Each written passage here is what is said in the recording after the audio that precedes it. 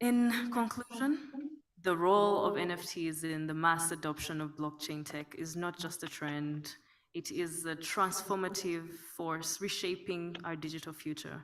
And as East Africans, we need to recognize the potential that lies in the adoption of this tech. The statistics demonstrate the growing influence of NFTs and the merit of smart contracts, and it's undeniable that the future is digital and it's blockchain and it's bankless. With the help of NFTs, it's guiding us towards a realm of unprecedented possibilities and opportunities. So together, let's embrace this evolution, ensuring that East Africa, Kenya, remains at the forefront of this digital revolution. Thank you so much, and have an amazing rest of your day.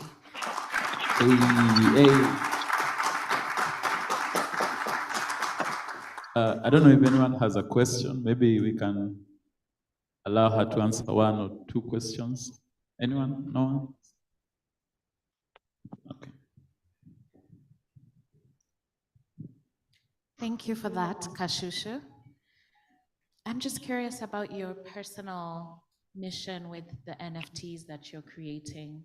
What is your mission with your NFTs? What kind of NFTs are you creating? And just in general, just what is your vision? I feel like it's a new space and everyone has diverse ideas, but I'm just very curious of what you have in mind with your NFTs. Thank you. I didn't get your name. Adero. Thank you, Adera. So I create various kinds of NFTs. I create one-of-one NFTs, which are fine art NFTs and illustrations. And through those, my vision for that is to continuously build my brand as an artist, because I believe with NFTs, as a Ugandan artist, I'm able to reach a wider scope, a wider audience through my NFTs, through a digital market like that. And with that, I can be able to build my brand. And recently, I have been exploring themes of African mythology and African folk tales. And with NFTs, this is something that's going to be permanent, and this is something that's going to remain in our history. So I believe that I have the pen writing the history right now for African art. That is one of my visions in my personal work. For my projects, my NFT projects, we right now believe in supporting artists, local artists in the Web2 space. We provide exhibition spaces for them, we provide resources for them to do their work, because as an artist, I know how difficult it is to execute such things. And through the blockchain technology, through the way you can sort of earn money through NFTs and then bring it back, the currency rate is, the exchange rate is significant. $100 is 380,000 Uganda shillings. That can do so much for a Ugandan artist that does not have the means to do their art. So through that project, we're able to support local artists, and now recently we're getting younger artists from the streets, like the little children, and we're training them to get into digital art. And that's our vision for next year, to build on that and expound on that. So I believe that we can use this technology to make real life impact. Thank you. Awesome, awesome. Yeah, anyone else? Okay. Thank you, Kashushu. Thank you. Yeah, and if you want to know more about her, you can follow her on Twitter, which is where the conversation is always happening. Twitter is kashushu.eth.co. You can ask her about Ugandan Waragi, among many other things. Yeah, so thank you so much, Kashushu, again. And we are going to our next speaker. Guys, say this man. Hey, you don't want to say this man. Say it like you mean it, this man. I just met him this morning. And his name is Michael Littig, and he's the founder of HUG. And HUG is a community where artists and collectors and anyone basically interested in NFTs and art meet and interact on the platform. So without wasting time, please, a round of applause as Michael comes on stage to tell us more about innovation and inquiry framework. Welcome, Michael. This is the man. Thank you, everyone. So my hope is to, in the next 30, 45 minutes, is to make this a conversation with everyone in this room, and to, in some ways, orient ourselves to why we are here, and to give you a framework in a way that has changed my life about how I approach innovation and how I approach my life. So if you could pull up that PowerPoint, that would be awesome. And we'll start there. So just a little bit about me and why I'm here. I'm here because I've worked in Kenya for the past 10 years. I lived in Dadaab refugee camp. I've worked in communities in Kibera, in Ruiru, in Eastleigh, here in Nairobi, and I'm here because of these incredible artists in the room, and particularly the Kenyan NFT Club. So I want to start with a moment of gratitude, a round of applause for all those artists.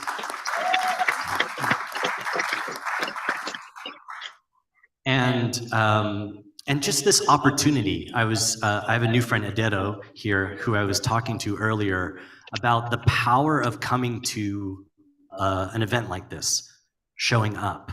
I find in my life, showing up is 80% of what you do. It's showing up into places that you don't know, that you are curious about, and just showing up and meeting people. That's the thing that changes your life. It's the thing that one thing here you hear, or one person you meet, opens up a door that in a way that you would never know.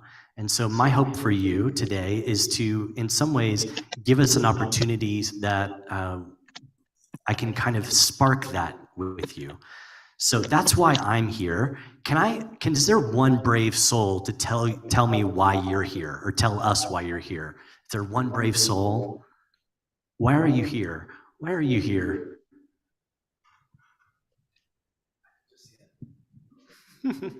I'm here to learn more about NFTs. I'm here to network, and more so look at the beautiful faces. Why would I not be here? That's the question. That's a great question. Round of applause to that. Anybody else? Why are you here? Why are you here? Yeah. Also say your name when you stand up too. Ooh, sorry. Welcome. Hi guys, my name is Kevin Dillon. I'm the founder of 1 Million Avocados. I've heard Kashushu talking about NFTs in a lot of fields. She did not mention agriculture. So now we are using NFTs to help farmers grow avocados in Kenya. Amazing. Round of applause for that. Amazing. It's amazing. And part of that is, that's the reason I'm here, is because this technology is, when it's locally activated towards solutions towards the Kenyans are trying to wrestle with, Ugandans are trying to wrestle with, Somalis are trying to wrestle with, that's interesting to me. And so part of what I do is I educate. I work with thousands of artists and creators around the world to give them this technology, to educate this technology, and to give the opportunity. So go to the next slide. This is a short bio about me. Here's the one thing you need to know. My mission is to create spaces of belonging. What I mean by that is to create spaces where you say, oh, I'm a part of that space too. And part of being here is just taking the next step towards, well, what does this mean for this? And how can I do this? And then suddenly you look back and then your life begins to reveal itself. And that's certainly what it's done for me. And let's go to the next slide. So I'd like to kind of share with you and position you about my journey with this technology. And then in some ways, I want this to spark, what's your journey? And so, the picture on the far left over here, far on my right, on your left, is I work at Hug. Hug is a social discovery platform. We have about 7,000 artists from 130 countries from around the world. We work with institutions like MasterCard and USAID and United Nations IOM, working with giving artists opportunities around the world and making that an opportunity for everyone. Open calls, being able to display your profile. You're going to learn more about that later. But for me, it gives me the opportunity to connect with people from around the world and give opportunity and insight into how do you use these technologies. And so, I've worked in Moldova, Ukraine, Kenya, South America, everywhere you could potentially think about, like touching to say, how do we wrestle with these tools? Here's the thing I want you to know. I work with some of the most biggest names in this space. No one knows the answer. No one knows the answer. And so part of it is the answers lies in this room.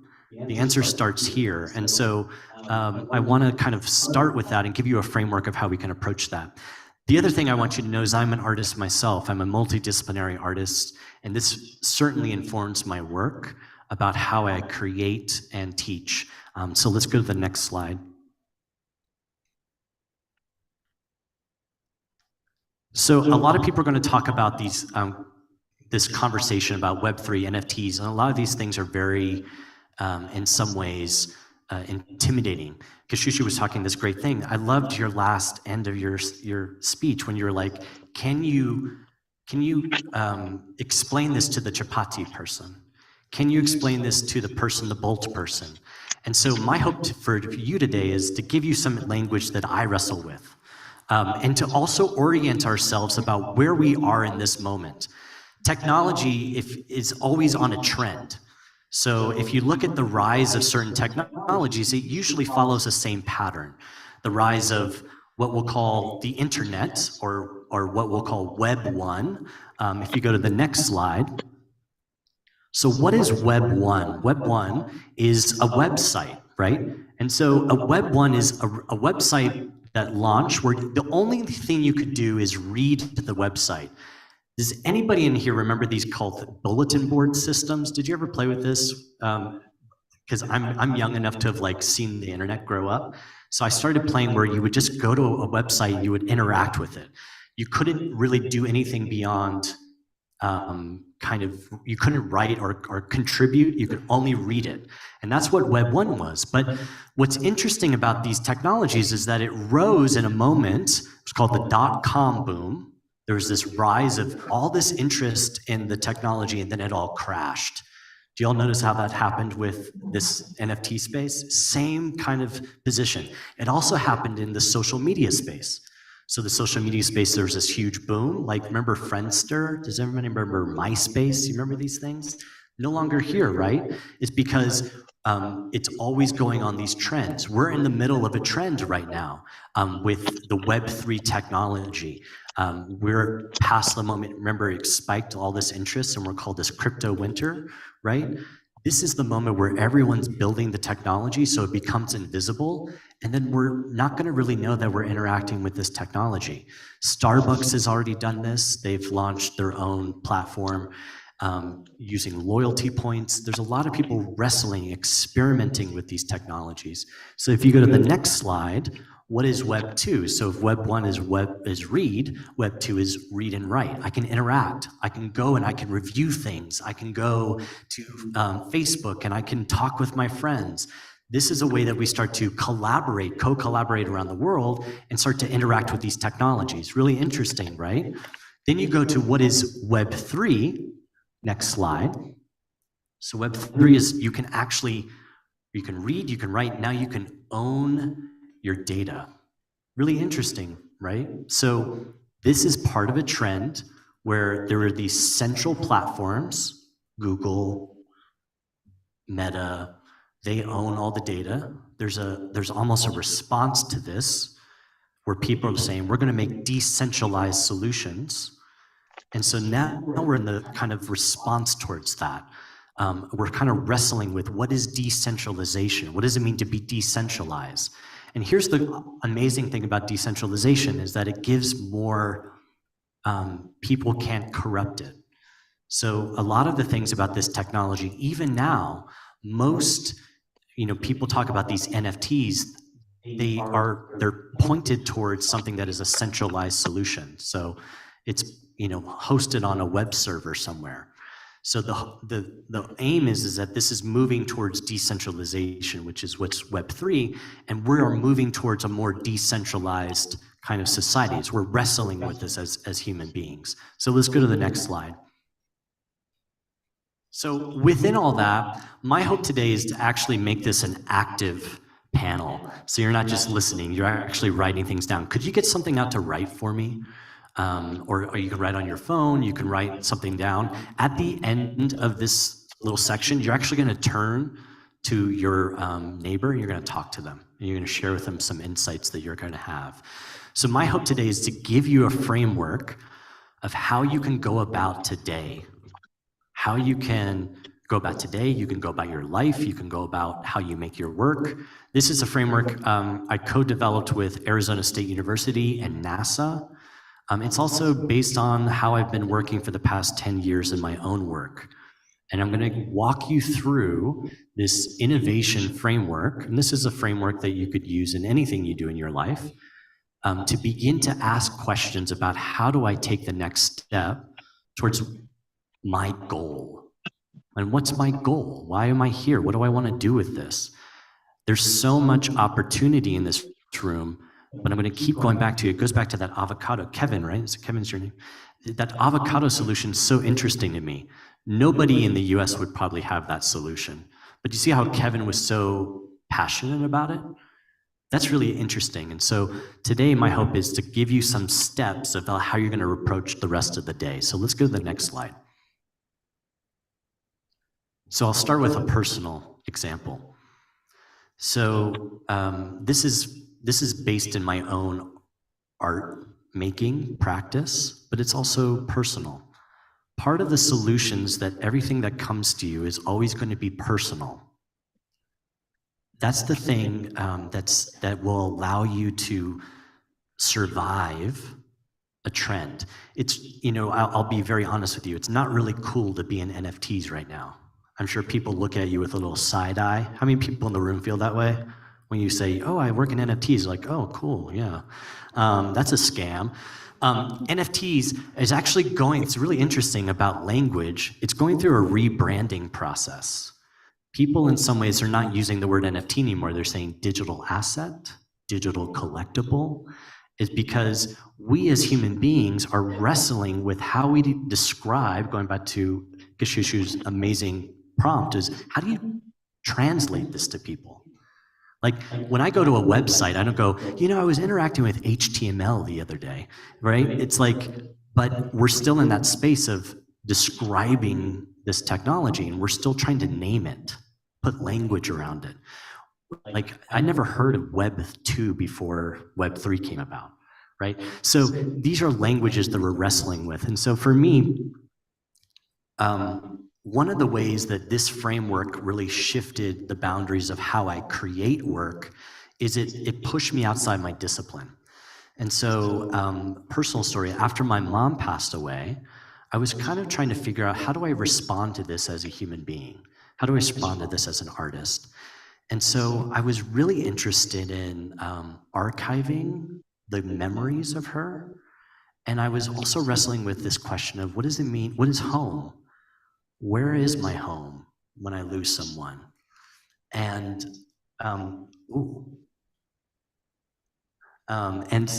so going back to this question about on the PowerPoint, is the question is like, can memory, architecture, and music help remember the forms of home? And so I was wrestling with this question of how do I respond to this, and I formed this kind of thesis around a question. And that's what I want you to do today. Because ultimately when you form your goal around a question, it activates you towards inquiry. Like, how do I solve that? I don't know how to solve that. And so for me, it pushed me outside my discipline, where I went and I 3D photogrammetried my mom's childhood home. I then took that and translated it into music based on the data of the point clouds. I then now use that, because my mom's from the South, the Blue Ridge Mountains, and there's a lot of old-time music, old-time Southern music. And so I went and started looking at those melodies and started, playing the music. So now this is a performance that's both a live performance, it's a digital performance, it's on the blockchain, it's recorded, it's archived. It's something that I'm wrestling with. So we'll go to the next slide.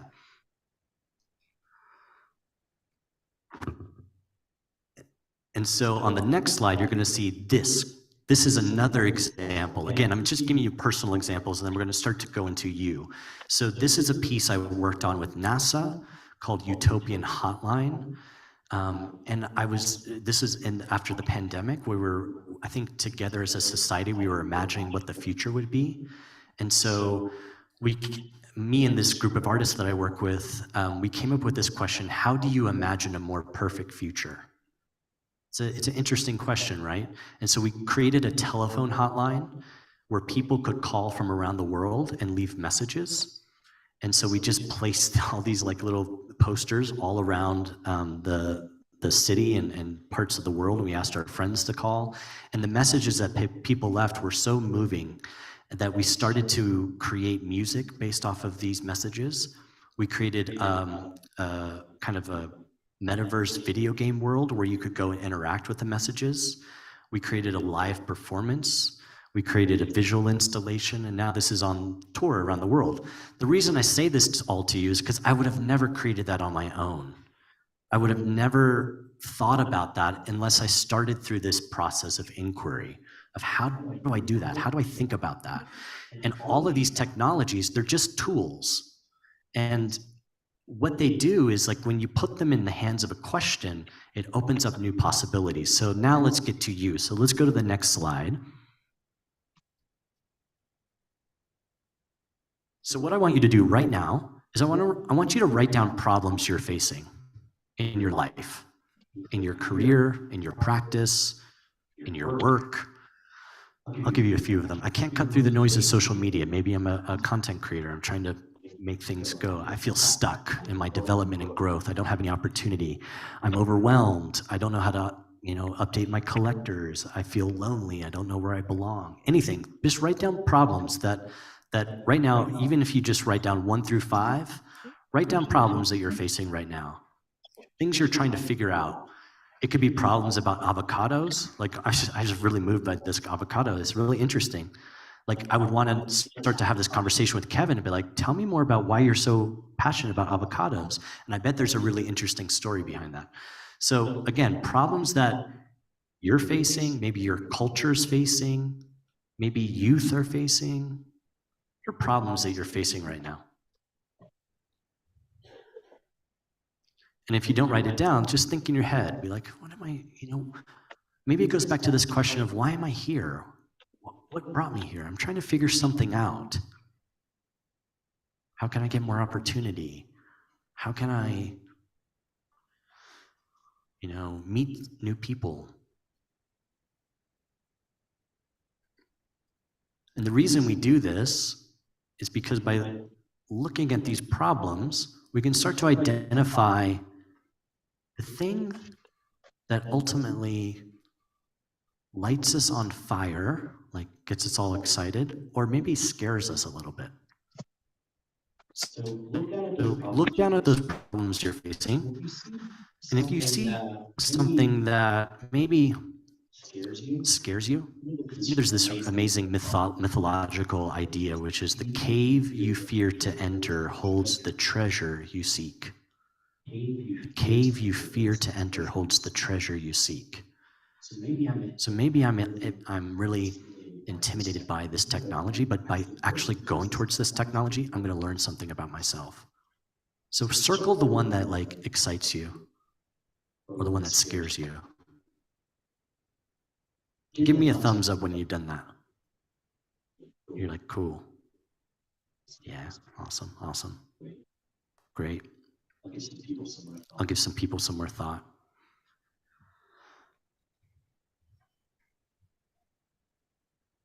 Again, the reason I go back to what is it the thing that excites me, what's the thing that scares me, is the thing that will continually make you show up to that problem is the personal, the why. You know how I started this whole speech with, why am I here?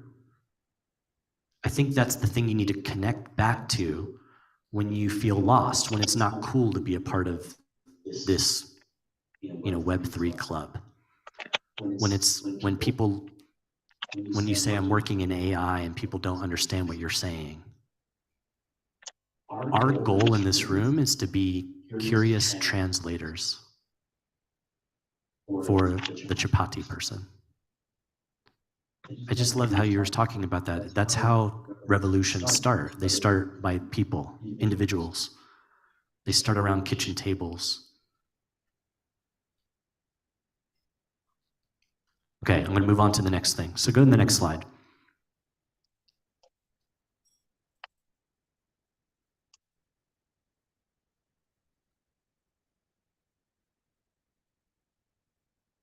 Yeah, okay. So now what I want you to do is take the thing that was like, here's the problem I'm facing, and translate it into a question that inspires you. So I'll give you some examples. I can't cut through the noise on social media. So what are the most effective strategies to creatively beat the algorithm on Twitter? That's a really specific question. Do you see how that takes that problem and it activates me into finding a solution, right? Or, okay, I feel stuck in my development and my growth. Okay, so how have other people found inspiration with the use of new innovative tools? Maybe I'll look at models. Do you ever heard this theory called mimetic theory? Do you all know this theory? Anyone? It's an amazing, there's an amazing theories by mimetic theory, which is we as human beings, we look for models of behavior. That's why social media is so powerful, to like what we like or do what we do.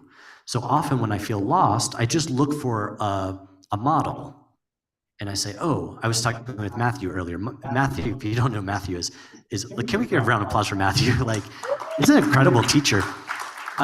He's a model for people, He's a model for people because he's going out and looking at these innovative tools, and then he's saying to other people, hey, come with me, right? Everyone in this room is a model of something. So again, I feel lonely, I don't know where to belong, so how do you imagine a more perfect future? I need to find a sustainable revenue model. How do creators successfully grow their business? So translate this problem into a question. Does anyone want to share their question? Anyone feel brave? Or you need help translating it into a question? Anyone knows a fine answer? If you don't know yet. Cool, but do you have a question? Meaning you got your question down. Yeah, cool, awesome. Okay. So now that you have this activating question, right? Here's this, I have a problem I'm trying to do. I'm going to pull myself to this activating question. Now I'm going to go start to look for the very next question I have to solve that. The reason we do this is because I was working with NASA on this, and we were asking this big question, which is, what is life, and can we discover it on icy moons? That's a massive question. And I can't solve that just being like, well, let me tell you what life is, and this is what an icy moon is. First, I have to decide, well, how do I define life? Where is an icy moon that has life potential, right? And low by low, that's why you see this kind of framework of going in circles. You begin to learn about the question.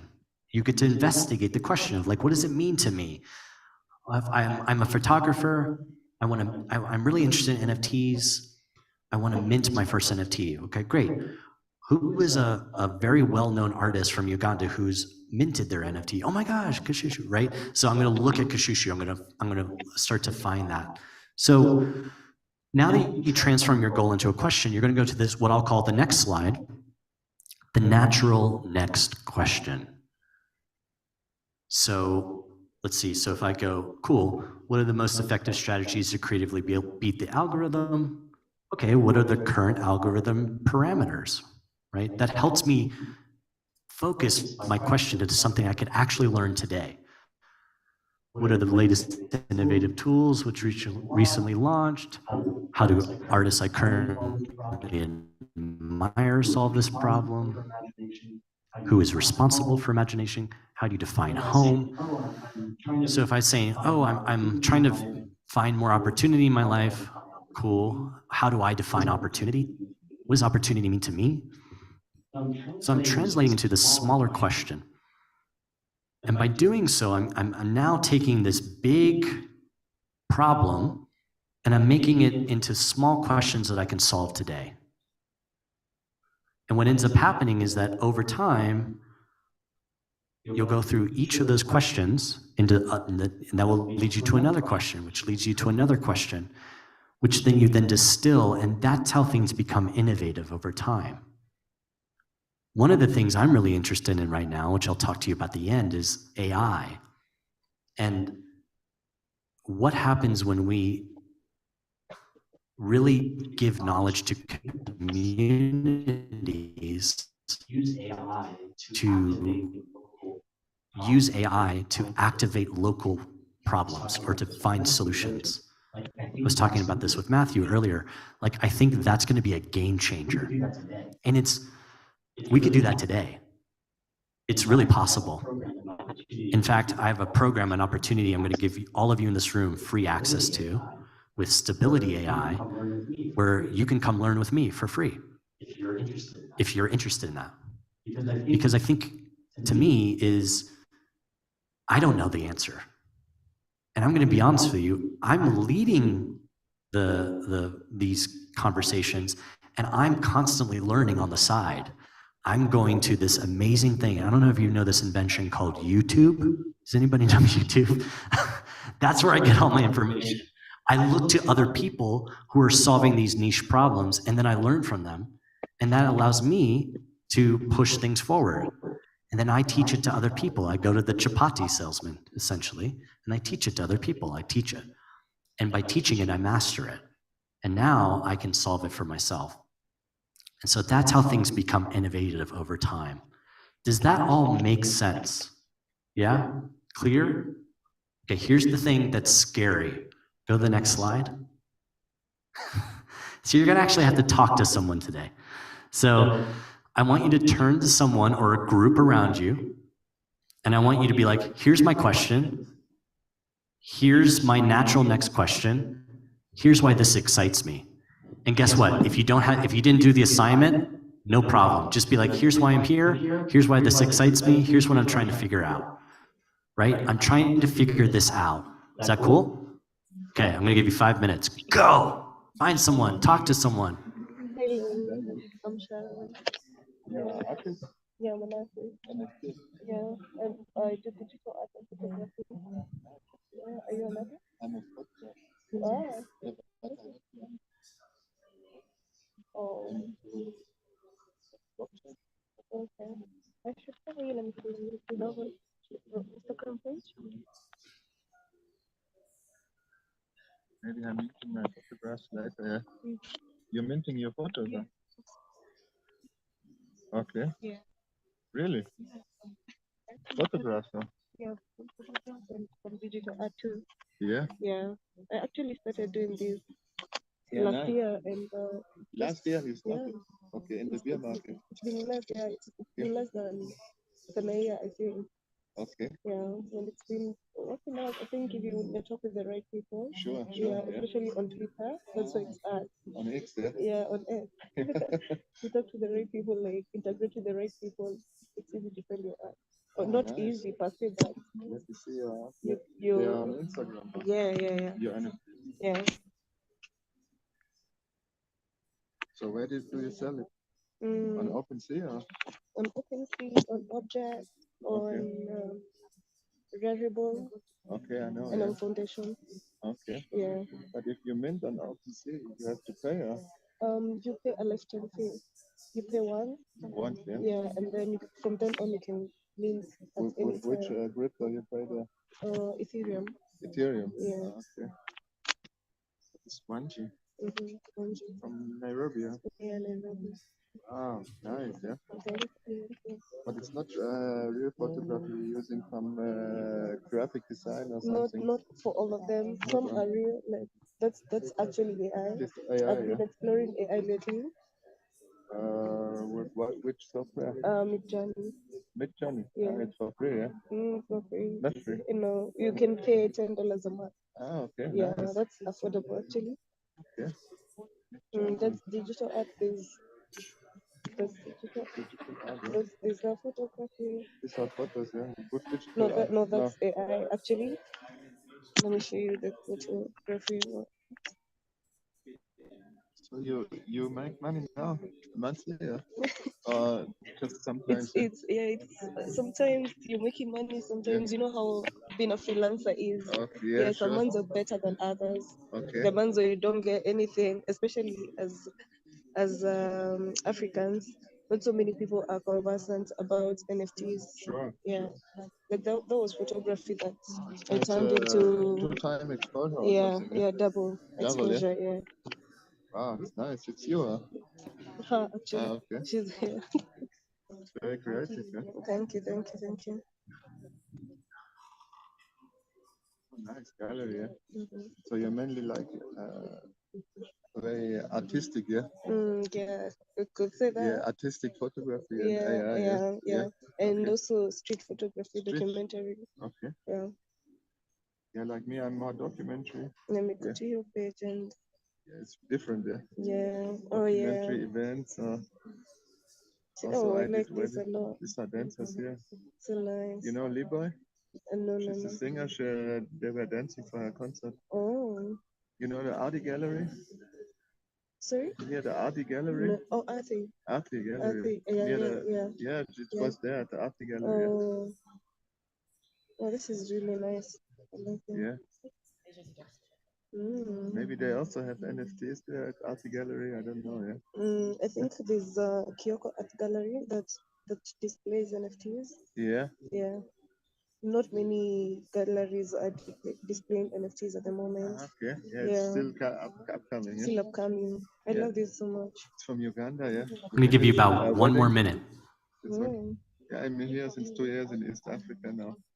Oh, So there's a lot of photos from East from Africa. East Africa. Yeah, I can I've see been that. to Tanzania, Uganda, and then here.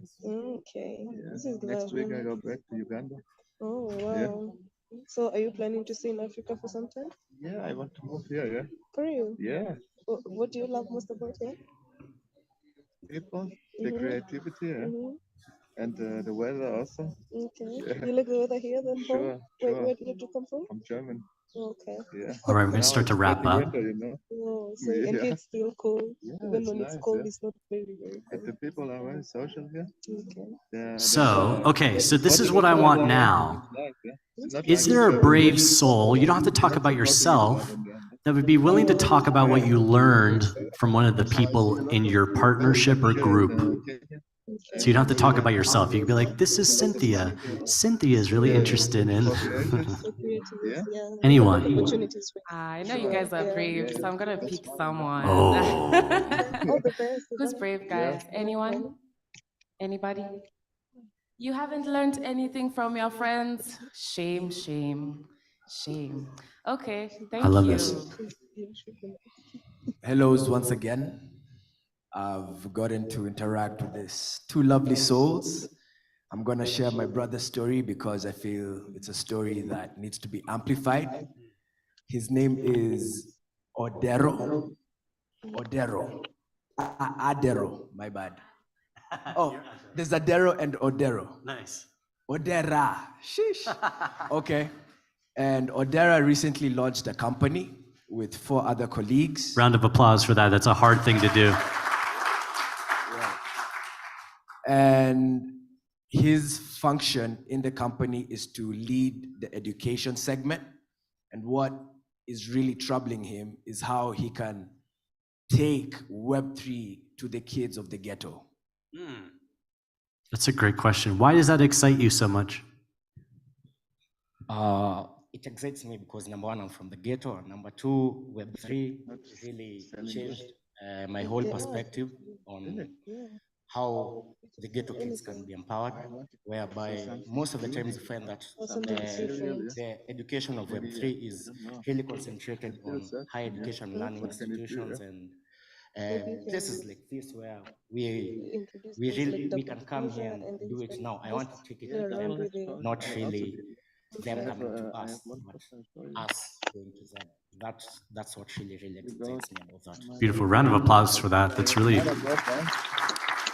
it's amazing. Do you see how, like, just, I love how you said this story needs to be amplified. Suddenly I'm like, I want to talk to that person and figure out what Odetta is doing. I want to talk about, this is an interesting trend that's happening. So this didn't happen at the birth of social media. People weren't going to say, hey, I need to bring this to my community in this way. And so I think we've learned from our social media experience when we let that Pandora's box open. Do you see that we're doing that with AI? We're getting ahead of regulation a lot with AI. And then I feel like what's so incredible about this community and this technology is it's saying, I want to go and make sure that the people in my community know about this. That's really powerful. That's unique. So I applaud that, and I'm really inspired by that, and I want to work with you to figure that out. Who's someone else that wants to talk about their friend? Okay, look at me. Awesome, we have a volunteer at the other end of the room. Yes. Can we give a round of applause for the volunteers in the room? It's hard. I don't want to, it's like you come to a conference, you're like, I just want to listen. I don't want to talk. Welcome. Hi, my name is Brilliant, and I want to share what my friend said. She's an entry-level data engineer, and she's trying to, get into a role because in as much as she's using the Web3, it's not easy. Even with the Web3, you can't just be entry-level to mid-level. You can't take something big with all the technology because you somehow need to know that Web3 well, even before you know the data engineering well. So, but what excites her the most is the fact that she knows she can be good at it. It's just that she doesn't know how to approach it. Round of applause for that. Can you talk a little bit more about how you don't know how to approach it?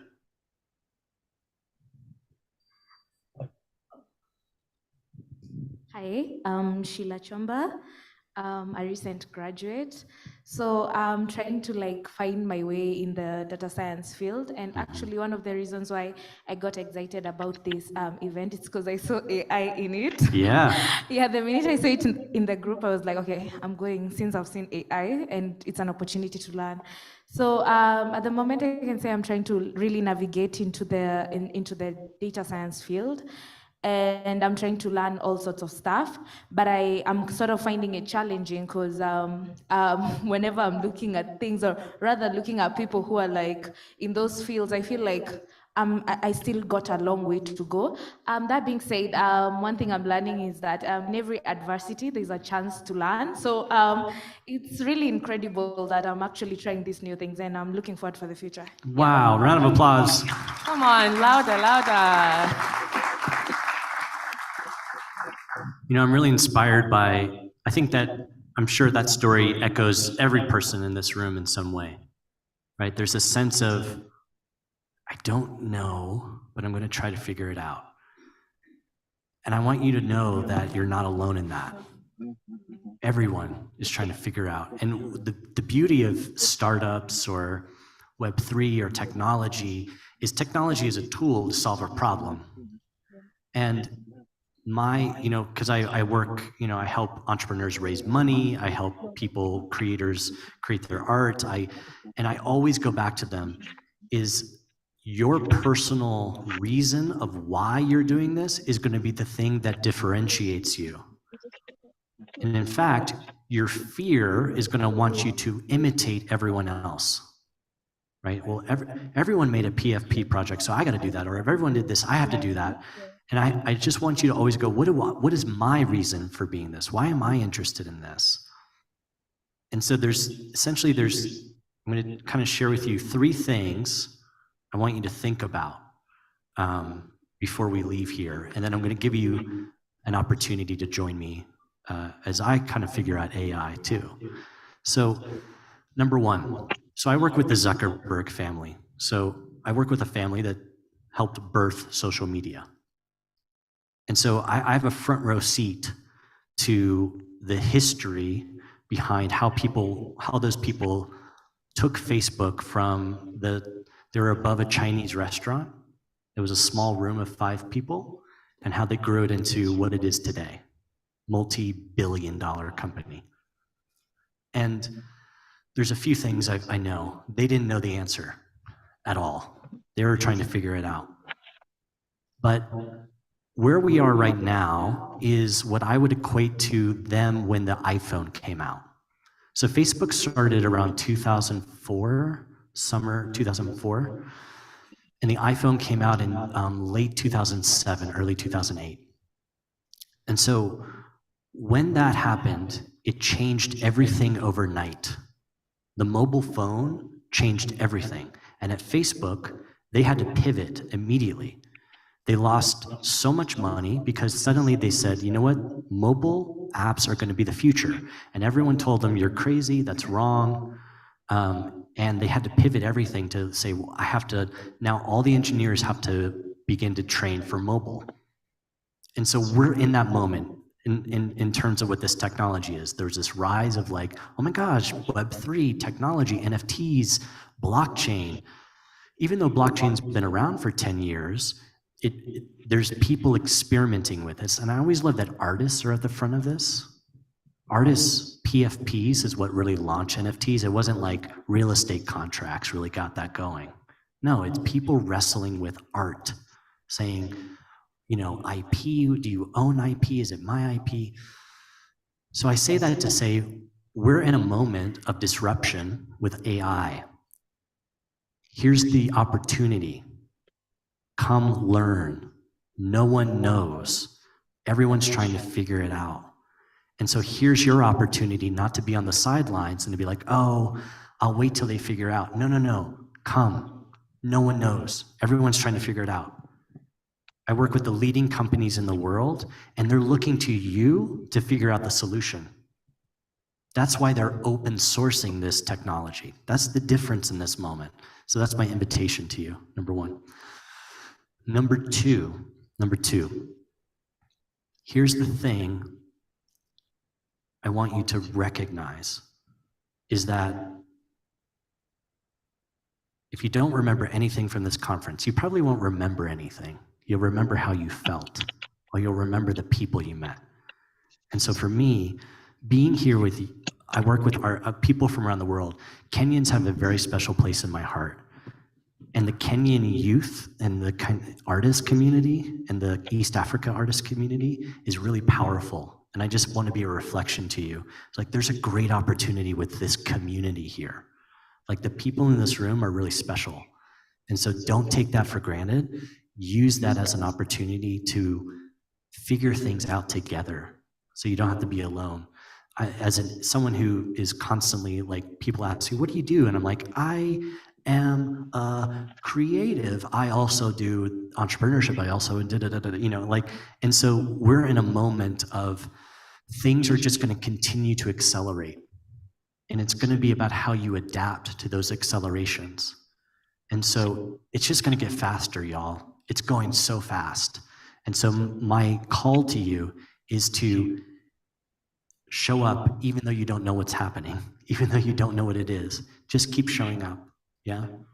And then the last thing, go to the next slide. Come join me. So on the top here, I'm running a 6-week program with Stability AI. It's online, it's once a week, recorded, so if you can't make it at a certain time, you're going to be invited to a community of hundreds of people from around the world.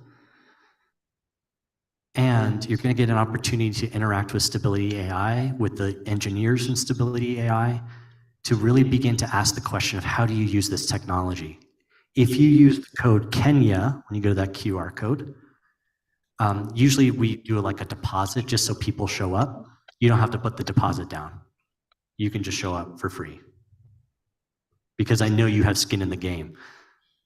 Because when I did that last time for the Kenyans, guess who, if I gave all the scholarships, guess who showed up? The Kenyans. They did. Because you understand, like it gives me goosebumps, right? So come join me. And I mean this, like we're going to try to figure this out together. I don't know the answer, but I'm going to introduce you to tools. I'm going to introduce you to people. You're going to get introduced to other people from around the world. And I think it will inspire you. So that starts January 18th. January 8th, it goes till February 18th. And we'll talk later about, as you join Hug, you can always have these opportunities. There's a lot of opportunities happening on Hug. We have open calls. We have this Art Basel, which is a big art exhibition that we're doing that you could apply for today. And then the last one is more of a personal ask. So I don't engage a lot on social media, but as part of this is a larger trend, I'm going to let you in on a secret. We as human beings are going to move towards smaller and smaller communities. And part of what Web3 is doing is it's allowing you to own your audience, right? So I travel around the world and I talk to a lot of content creators. I was talking to this amazing content creator here. And a lot of the problems that they face are the algorithm changes. People don't see my work. And so a lot of the things I've been encouraging, I even had that conversation, this is so surreal, with the Dalai Lama's social media team. All good, going great. That's wild. There's like this voice was like, in the back. So having the conversation with even them, they're trying to wrestle with this question. So I do a weekly newsletter. It's free. It's just simply where I share stories. I share a tool that could help you, and I share something to inspire you. I do that because it's my way of staying connected with my community. And I encourage you to do the same for yourself. Start a newsletter. Make your community feel like your community again. In this state, I think we're in a space where people feel so overwhelmed with content that I encourage you to find your own community. So come join my community if that's something of interest to you. You'll just get a weekly Wednesday email that will come out to you. And that's it. I'm around all day. I'm so grateful to this team. I'm so grateful to be in the room with you. And a round of applause here for all of you for showing up. That's it. Thank you.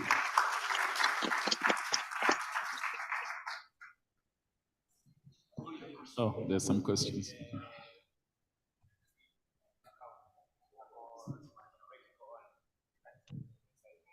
Thank you, Michael. So my question, and actually it's even just the question that I had with my group here as we were discussing, is that I am intimidated by the cartels in the art world. And I think Hug is part of that solution. Even just this invitation to participate in Art Basel is a huge deal. But I just wanted to hear from you if you have any other ideas for how NFT artists can navigate this very intimidating art world. Great question. So this is part of a larger trend, I think, that we should all pay attention to, and I think you all should be aware of.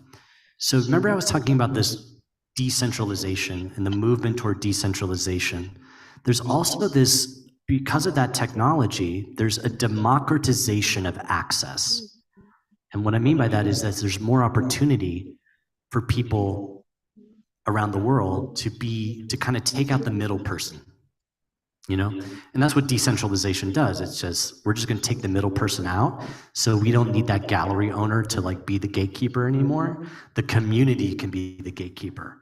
And I think what my action step for anyone in this room is to participate, is to actually submit an open call, to submit your art, even if you feel like it's not going to like get chosen, because the numbers and the participation, just like with cryptocurrency, it's a belief system at the end of the day, right?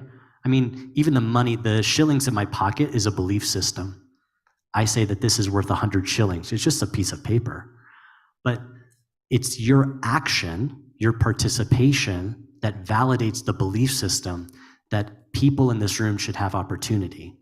And so you, by actually showing up and you get to have a voice.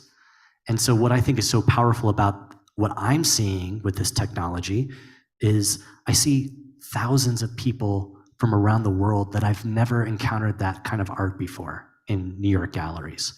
For instance, I was talking with MoMA, the Museum of Modern Art, one of the most famous museums in the world, last week. And I asked them, what kind of advice would you give for an emerging artist? I'm talking to the MoMA.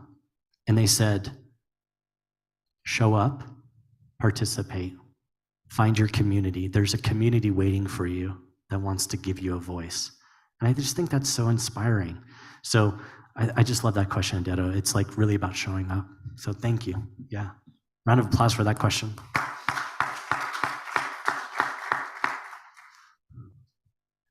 We have time for maybe one more question and then I'll jump off. Hi, I'm Daniel. Hey, Daniel. I'm here on the AI part, but I have a question on the NFTs. Yeah. The practicality of converting her art to give it an NFT value. Yep. By the end of the day, will I get a chance to see how she can take her art and make it happen? Totally. Yeah, we're going to do that at the very end of the day. We'll talk a little bit about minting process. It's a little bit more complicated. It's getting easier over time, but I'll pinpoint to your question, which is it valuable to convert that physical piece of art to a digital art?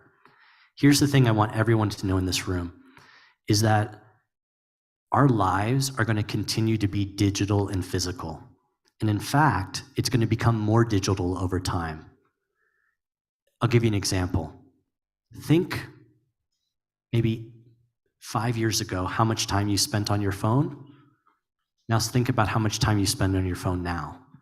You're pretty much spending more and more time in a digital world. And as technology advances, that's going to become augmented reality. We're just going to have these, Meta just released the Ray-Ban glasses. So you're going to be living in these digital physical worlds. And so as artists, I really encourage every artist to have multimodal ways of selling their work. Digital is one of them. Physical is one of them. Printmaking is one of them. Education is one of them. And so it's going to be incumbent upon us to have kind of layers of how we sell.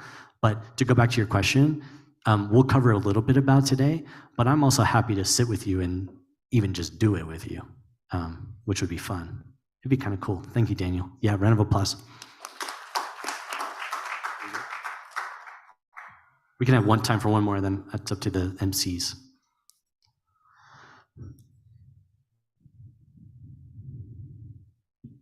Hello, everyone.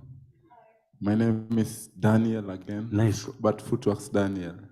Okay, this is my first time. I really like that energy of showing up, you know. Like there was one time Sherry just came to Kibera. I come from Kibera, the largest slum in Africa right now. It's here in Kenya. So Sherry showed up in Kibera and she was looking for this community people who were scanned for WorldCoin. You know, and then when I took I'm a community leader. When I took her around to my community, and then when we found those youths in the community who were scanned and then had wallet, when Sherry was trying to give them some information about their wallet, those youths found in their wallet 14,000, 7,000, imagine, you know. So I really like that energy of showing up. And then in that process, we got some support from Solana Foundation in Kibera. We work with the organization known as Human Needs Project. So we recorded 20 songs, which are right now on blockchain market. We were in Breakpoint Zandam last week, but one to launch the songs on the blockchain. It's just that energy of showing up. Me, I don't know anything about these things. That's right. I'm here to learn, and That's I really right. like that energy. Thank you, so Daniel. much. Yeah. Let that be the last thing you think about. I just want to reflect back at what Daniel's saying. You know, in Kibera, I show up, I don't know what this is. Then Solana Foundation pays attention to you. because they want to have people participating like you to be a part of this. And then they give you more access. That's what happens. That's literally what happens. It's like if you just keep showing up and you show up at events like this and you meet the right person that says, oh my gosh, like Benson and we were talking about, because I've worked in Somalia for a long time, he's like, oh, we should do a project together. And suddenly I'm like, oh yeah, that's totally possible, right? And so there's a lot of opportunity for showing up. And Daniel, thank you for that. Thank you for showing up. Thank you for being here. Thank you, y'all. Thank you. Thank you so much, Michael. Man, what an awesome session. Honestly, another round of applause if you learned something. I don't think I can do a better job on iterating how important co-creating or supporting, the different communities that show up is. That's where you find access, that's where you build power, that's where you share power, and that's how you build presence and knowledge, right? So, we've spoken about showing up, and since you guys are here, I wanted to thank you. Since you guys are taking notes, I wanted to thank you even more. So I'm gonna do a short giveaway just to say thank you. And since I know you guys are smart, I'm gonna make it really difficult. You've learned the framework, you've learned about NFTs, you've learned about communities. And if you don't know, I'm giving you the permission to ask your partner so you can win something together, right? Cool. What does NFT stand for? Louder. Non-fungible token. Awesome. You get a t-shirt, you get a notebook, you get a pen, you get it all, literally. And these are our cute notebooks. Yeah, slay, for real. Awesome. And there's some people who looked under their chair. For the first giveaway, anyway. So if you came late, you missed. Sorry. Also, we've spoken about showing up, right? And that's a huge part in, learning about the community, understanding the trends, knowing what works and what may potentially work for you. What was the percentage that Michael talked about? He said, was it 60, maybe 50, maybe 100%? That's a winner right there. Hey. That's a winner right there. Yo, clap for the winners, yo. Awesome. Hey, nini ladies, muka smart. So we're gonna have 2 more questions. And the last questions, you'll not only win a t-shirt and a notebook, but you'll win a metaverse wearable from the Meta Club, and it's epic. And you can, swag out your virtual characters. So, are you ready? Are you ready? Okay, awesome. What is the process of publishing an NFT? What is that word called? You over there, you raised your hand first. Sorry, what? Hey. Minting? Yeah, you're correct. Hey, nice. Yo, clap for the winners, yo. Yeah, don't be jealous. Clap for the community. Please pass it to him. Yeah, you can touch and feel how nice they are. Anyway, on to the gold mine question. And you only have 5 seconds to answer this. This is going to be a really difficult one. The first person to raise their hand has to give me 3 correct answers. I don't want 2 answers. I don't want 1 answer. 3 answers, 5 seconds. Are you ready? Are you ready, guys? Awesome. 5 seconds. Name 3 sponsors of the Kenya NFT Summit. Who's ready? Let's go. And then?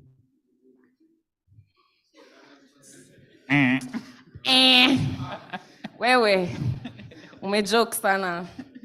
I'm gonna try this again, but you're gonna get a pen and a notebook. T-shirt. You want to substitute? Sawa, whatever you want. Okay, since amecheza, let's do this again, yeah? The person who raises their hand first. 3 sponsors of the Kenya NFT Summit, let's go. Uh-huh. Where? Quickly, and then? And then? Let's go. Awesome. Hapa ni wapi? Awesome. Yo, there's something going on in that corner. Anyway, you get a metaverse wearable, you get a t-shirt, you get a notebook. Is that a pen? You get another one. Period. Take it away. Hey, thank you, Dad. Oh, so I don't get anything. Oh, okay, never mind. So yeah, we are moving on well. So the next session is moderated by the one and only Wanji.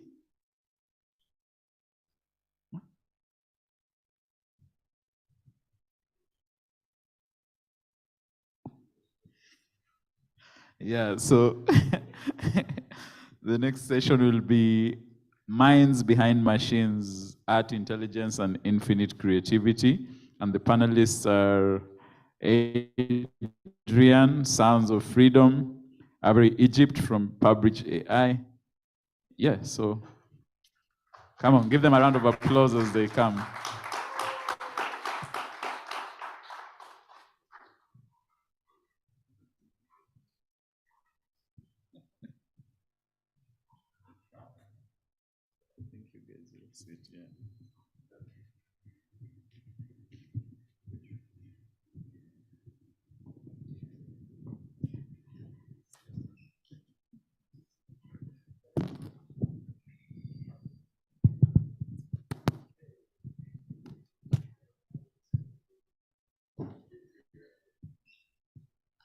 So hi everyone. So my name is Monchari. I'm a community manager at the Kenya Blockchain Ladies, and I'm actually excited to be here. This is my second time moderating like a big event. So I'm excited about this, and before we can start, maybe I'll go ahead and invite my guests to introduce themselves. Hi. Hi, my name is Victor. I'm from the Sounds of Freedom Africa, and I'm excited to be here. Nice to meet you. Hi, my name is Adrian Yankoviak. I'm from Nairobi Design. We run an annual design festival called Nairobi Design Week, and I'm a designer. And good to see you all. Thank you so much. So I think we can kick off the conversation maybe with trying to talk about looking at the AI creative process. And I understand, first of all, like when we talk about AI, we have that the line between AI and human capability. I feel like it's almost invisible, or we can't tell apart maybe the human work and the artistic work. And I feel like sometimes we have to try our best, maybe try and collaborate. And I'm trying to understand, so now this is the question I would like to direct to you both. So take us through the AI creative process and how now as humans we can collaborate with AI. You wanna go first? Okay, so the whole AI thing and its whole creative process is, I don't know if I can call it creative, because let me take for an example like even ChatGPT, right? You have to input like a prompt to it. So it's more of like you have to kickstart the creativity, quote unquote. But it's very difficult to say that AI is creative because you can't have AI work without that human element, right? Of course, it's working with a lot of data, and it sort of like uses all this data to try and formulate an idea based off what you've given as a prompt. But for me, and it's just purely individualistic, I can't say AI is creative really. It's more of like all the data that it's collected, trying to figure out, okay, what can I put together based on this prompt that I've been given? So without the human element, then AI would basically just be asleep. Interesting. Adrian, what's your take? Yeah, lots of thoughts. The first one is that maybe our definition of what creativity is will change. I haven't looked at the definition before AI was common in our society, but that it could be that we will start looking at what creativity is differently. We maybe already have, because as a society we're remixing things more and more. We're taking inspiration from others. So if we're doing that, why can't a machine be allowed to do the same thing, perhaps? If you look at our creativity, our expression is usually a combination of all the different experiences we've had, all the different things we've taken in. It may be a sunset or a view or a building or a flower, and that's stuck in your mind, and then you've processed it somehow and created something else combined with all the other snapshots of your life that you have. I guess the slight difference might be that we have emotion. Humans have an emotion that we often can't control. That's not something that's yet within artificial intelligence grasp. Though when we have these conversations every year, it seems like we're getting closer and closer to a lot of things coming true. So, and if you've been looking at all the OpenAI stuff happening over the last few days, apparently something scary was being looked at and being developed. So, and if we go towards general artificial intelligence, then it may be that we start developing ways for that artificial intelligence to show us emotion. What I wanted to say with that emotion is that when you know, AI, let's say a text-to-image generator, is the sum of all the parts that have all the data that's been put into it, right? And so are we, except we kind of maybe have more of a measure of how much of something we want to include within that. If I put text-to-image and I say a red flower on a panda, it's not going to know exactly what I want, right? It might take some fiddling about and so on. Whereas if I know that there was this panda I saw one time and there was this red but slightly pink flower, and I want to combine those things, that's my creativity speaking directly. Whereas if I'm getting results and then picking that result and then choosing to adapt that result, maybe is that creativity? Sure, yeah, perhaps. I mean, that's the thing. If you're creating code with AI, there's nothing wrong with it. If you're creating art with AI, there's nothing wrong with it.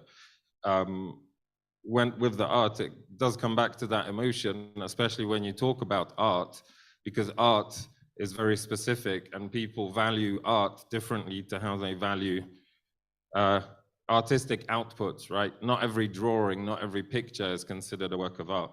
So what makes that difference? It's often the human input. And if the artwork physically doesn't have that human input, it needs something else to tell the story of why is this art so deep, right? So there you go. Thank you so much. And I also agree. Also, I think I can talk about how I interact with art. For me, when I look at art, I always try to relate with the artist, probably from a point of try to understand that personal experience coming up with their work, the creative process they went through, the imaginations and all that.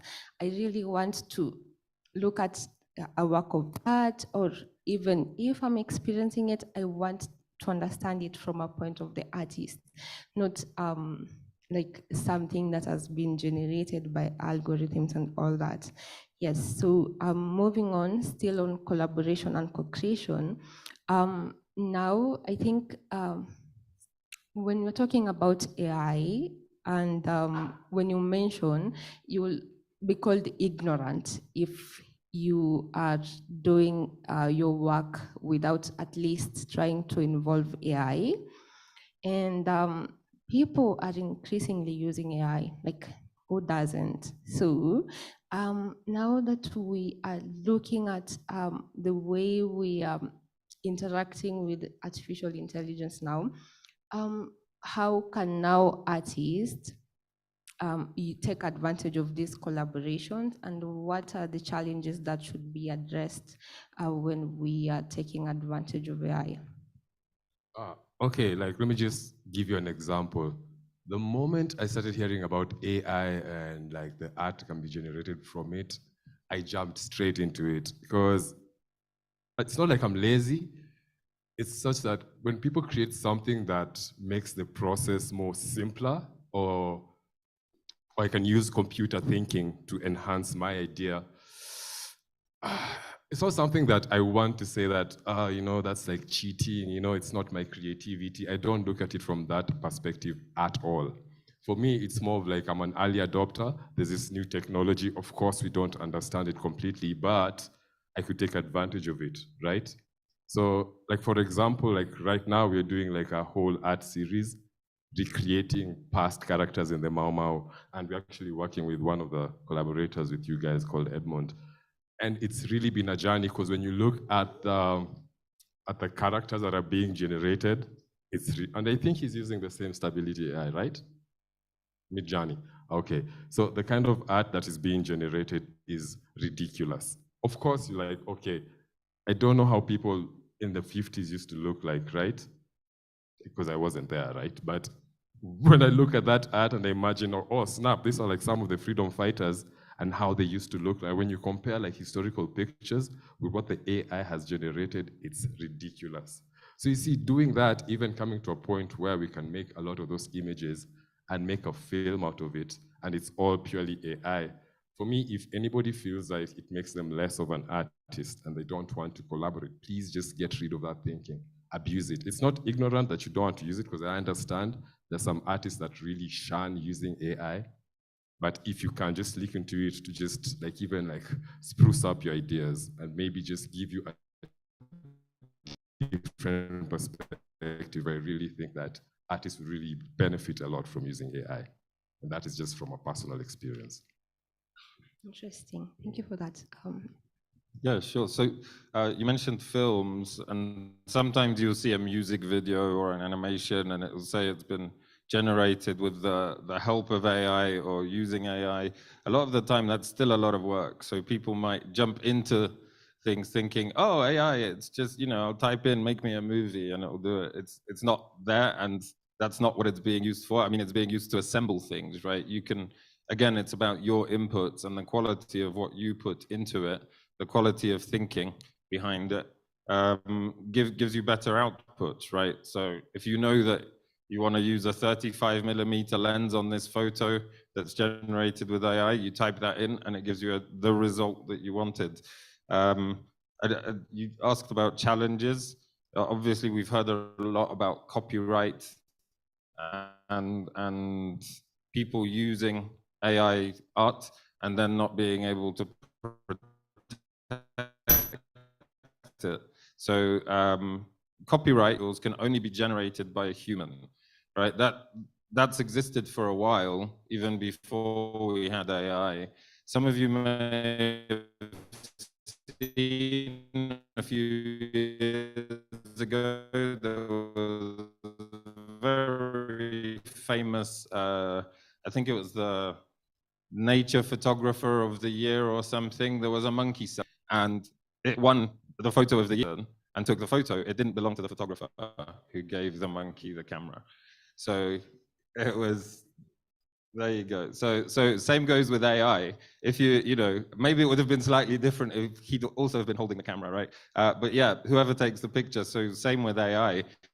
You may not be able to protect some things, or you may need to look at how you need to modify some of those things to be able to protect them so it is actually your original work. As for some of the opportunities, I just mentioned photography. It's really good for if you're coming up with like a creative, artistic direction for a photo shoot, or you're looking at how do I dress my models for a photo shoot. You can actually just type in, model in a red dress on a black background with leaves here, with something, and keep playing around with it.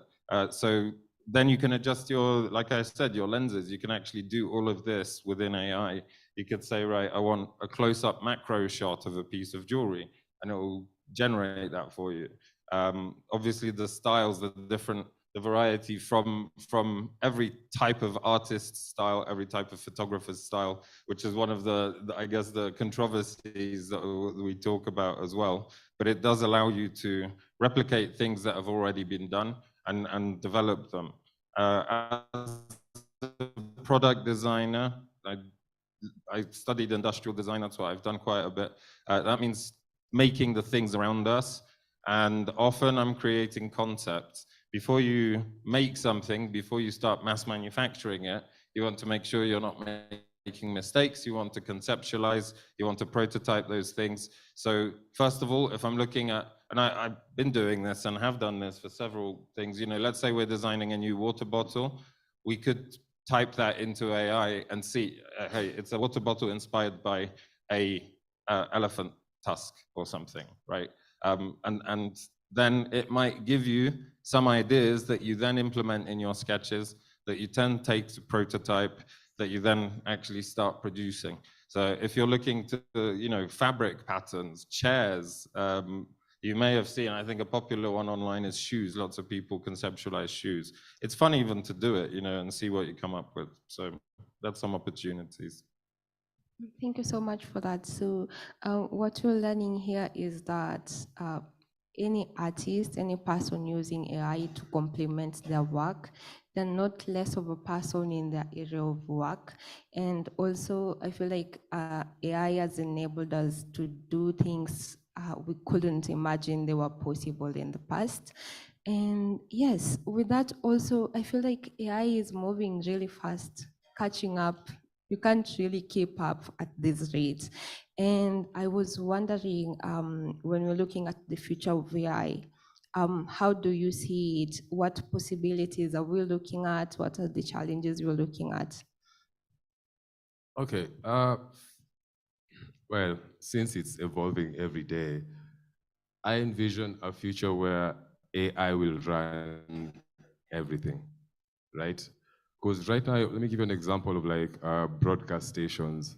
Most news stations, I'm not talking about Kenya, have literally just automated the entire process. You see, so there's less personnel literally standing behind the camera and changing the angles. All that has been programmed into a system.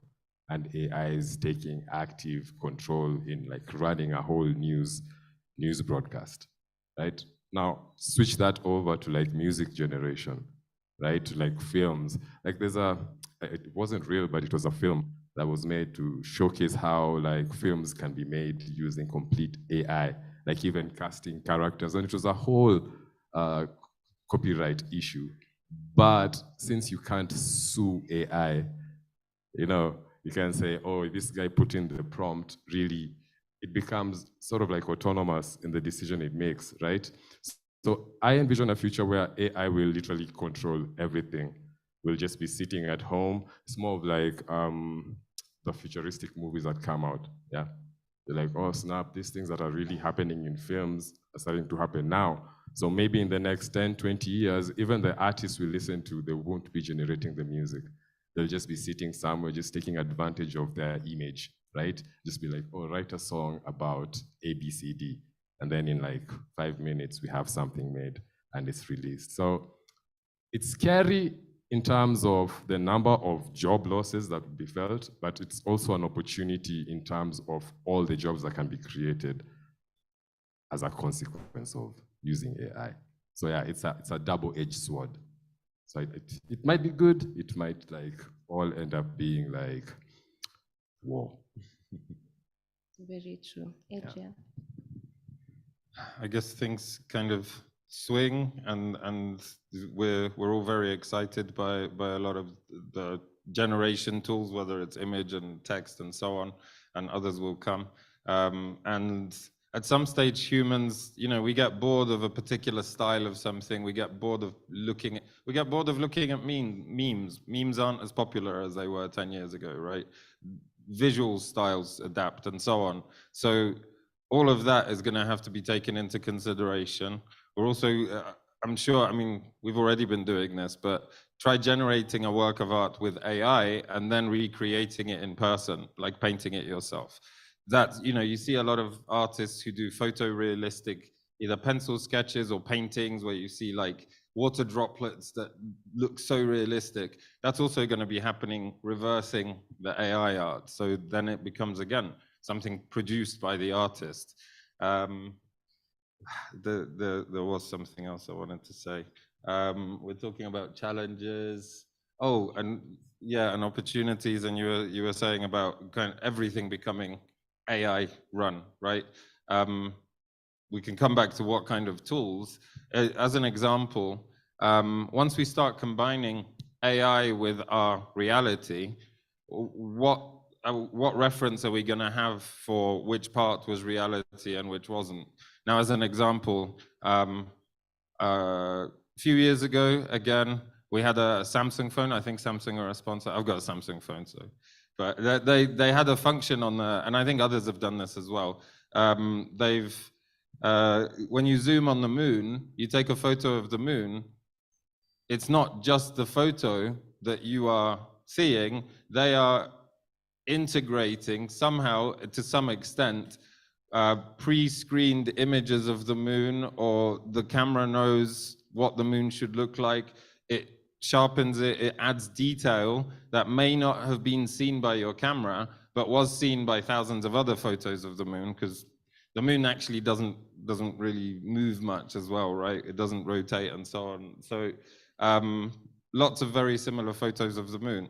So now if I take a photo of the moon and show you in 20 years' time that this is what the moon looked like on that night, can I say that? This is what you looked like on that night. Did you, or was it, right? But then we can keep debating that, because that's also blemish removal, right? We can go all the way back to editing photos 100 years ago and this stuff was done. So it's just up to us to kind of decide how far are we happy for some of this stuff to come in. And we pretty much don't have a choice anyway, because we're using all of these things, right? So maybe there is a way that we can speak out if some of these things don't feel right to us, and maybe it's too late by then, who knows?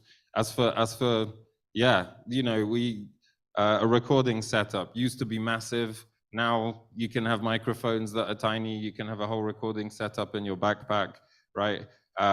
And again, a lot of the electronics that we're using are kind of going into starting to use what some might define as artificial intelligence, or just complex algorithms, or wherever on that path they are, where you will be recording with a microphone and it will realize that suddenly I'm about to sneeze, because it recognizes that I went, right? And maybe AI knows that when I do that, when speakers do that, you should mute the microphone or something, right? And if it passes, then it knows I'm keeping speaking, right? There might be these sort of little things that we don't notice in our lives. Your phone most likely has 2 or 3 microphones. It uses one of those microphones to pick up noise, and then it filters that out, right? So imagine that now all of these things will be much, much more advanced. Yeah. Thank you so much. So also when you're saying that AI will handle almost everything, I'm sure we'll not be left here not doing anything. We've always been creative, and I'm sure something will always come up. So we won't be sitting at home. Yeah, our life is now easier. We have nothing to do. Yes, so we are actually coming to the end of this session, and I would like to ask if any of you has a question for our speakers.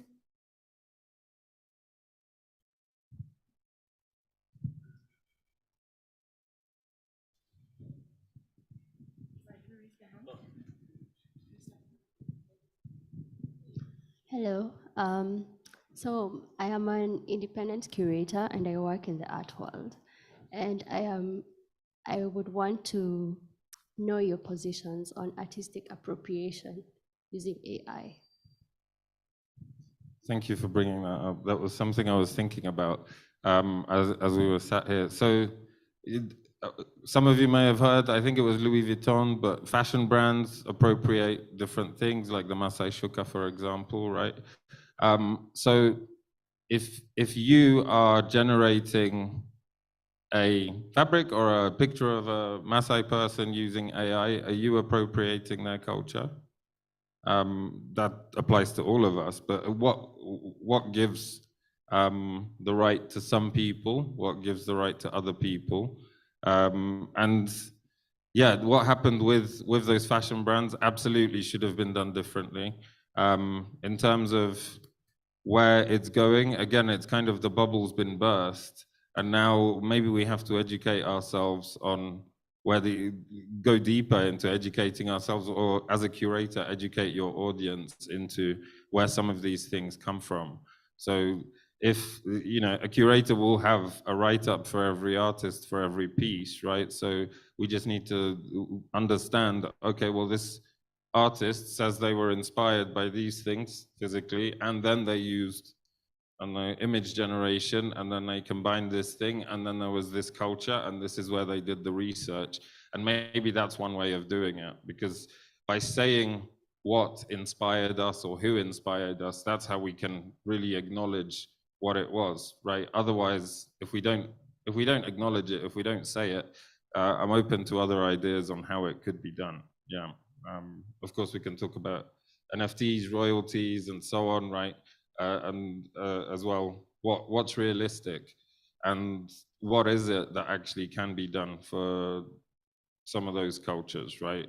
I've seen some amazing residencies recently. There's the Studio Verde just did one at Nashulai in the Mara, and they took a bunch of artists, people from Kenya, from outside of Kenya, to meet the community, to discover some of the processes they've been using for many generations, the herbs, the plants, how the wood works, you know, the types of mud, all these sort of things. And that's a way of passing on that knowledge for the community. It's a way for the artists to meet the community and to take that knowledge into the outside world. Now, if one of those artists does something with the knowledge they picked up there, it would be good for them to acknowledge it, right? Maybe they sometimes won't realize, but they've been invited to take that knowledge and put it out into the outside world. So what's appreciation and what's appropriation, right? For me, I look at it different because I don't believe there's anything new under the sun, right? So everything that we can say, this belongs to our culture, right? In some point in the past belonged to a different culture. Because my mic is off, okay. We're all just one community of human beings, right? And we've shared a lot. So even when it comes to art, right? Even like when the Maasai pattern was, okay, I wouldn't say stolen because again, there's nothing new. Without like attribution, right?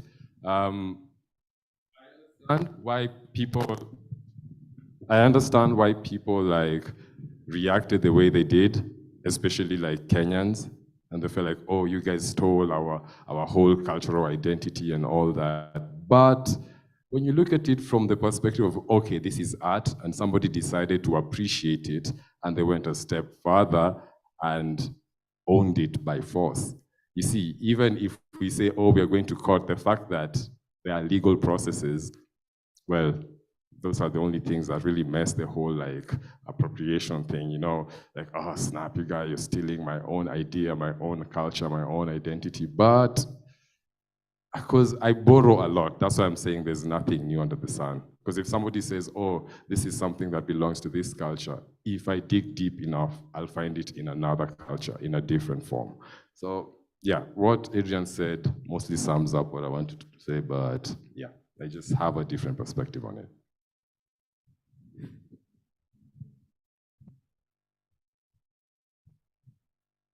Good morning, everyone. I hope so you're having an amazing day. My name is Lillian. I have a question. Considering Kenya, like most of the artists who are making good money are local artists who are doing Kikuyu songs, Luo songs, Kisi song. Is it a disadvantage to them? They're not accessible to, they're not able to implement their art through AI. What's your take on AI being revolutionized, being made to consider them such that you can enter your favorite Kikuyu song, Kamba song, and then just make something, produce something good out of that. What's your take on that? It's actually happening because there's somebody I know who's working with AI, actively trying to teach it Kikuyu. So, and it's learning a lot because the process he's doing is just feeding different recordings, like thousands and thousands of hours, different conversations, and it's actually learning. So when I saw him do that, because what he's trying to do is like remove this whole language barrier that exists right now, where people can't communicate with like their grandparents or people who can't speak Swahili or English. So he's trying to kill all that. And it's not like he's unique. A lot of people are trying to work with different language models and trying to like educate AI in like, okay, you need to understand this tribal dialect. And if it does that, then everything that's being done with the one that purely understands English or French or German is gonna be possible with Swahili, Kamba, Kikuyu, Luo, and all the tribal dialects we have. So even making music in Kamba, you'd make like a house Kamba music, and then it will just pop. Yeah.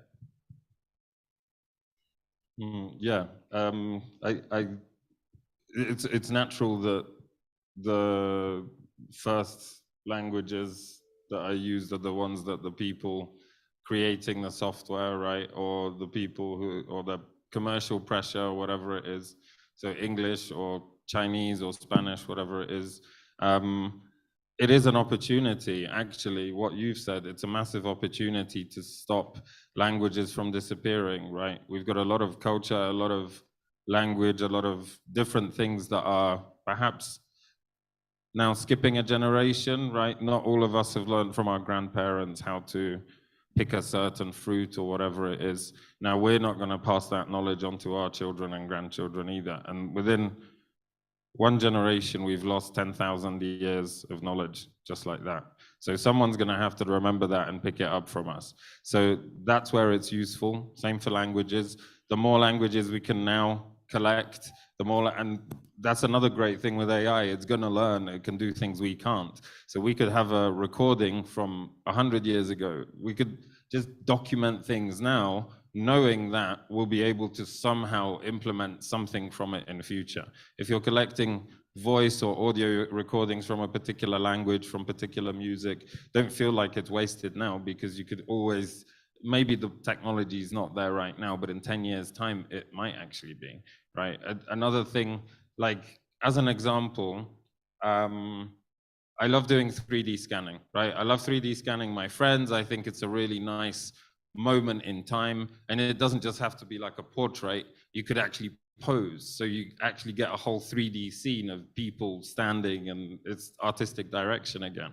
Now, you can create a 3D scan out of photos. You can create a scan out of video by going around something or someone. So let's say I have a video of my grandpa who died this year. I'd be able to create that's something, right? You'll be able to create something that wasn't there, or even looking at it simpler, you get those things that turn your photos into kind of 3D looking, right? But you can put a photo that's 100 years old into it. So looking at what the data is that we're collecting now, that we will be able to process and do something in the future is really important. We don't always know what it is yet, right? But we'll find out.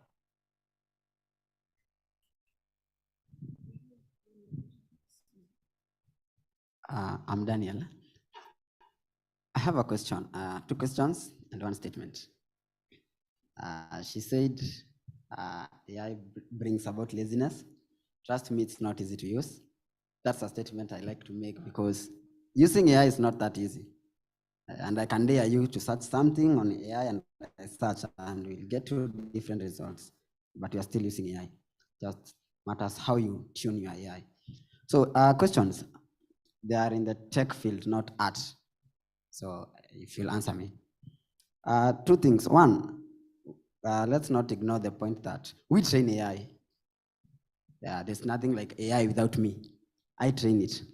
There was a trend sometimes back that Snapchat, the social platform for ladies. We are starting to teach AI how to handle human behavior. In the world of data science, they say human behavior cannot be predicted.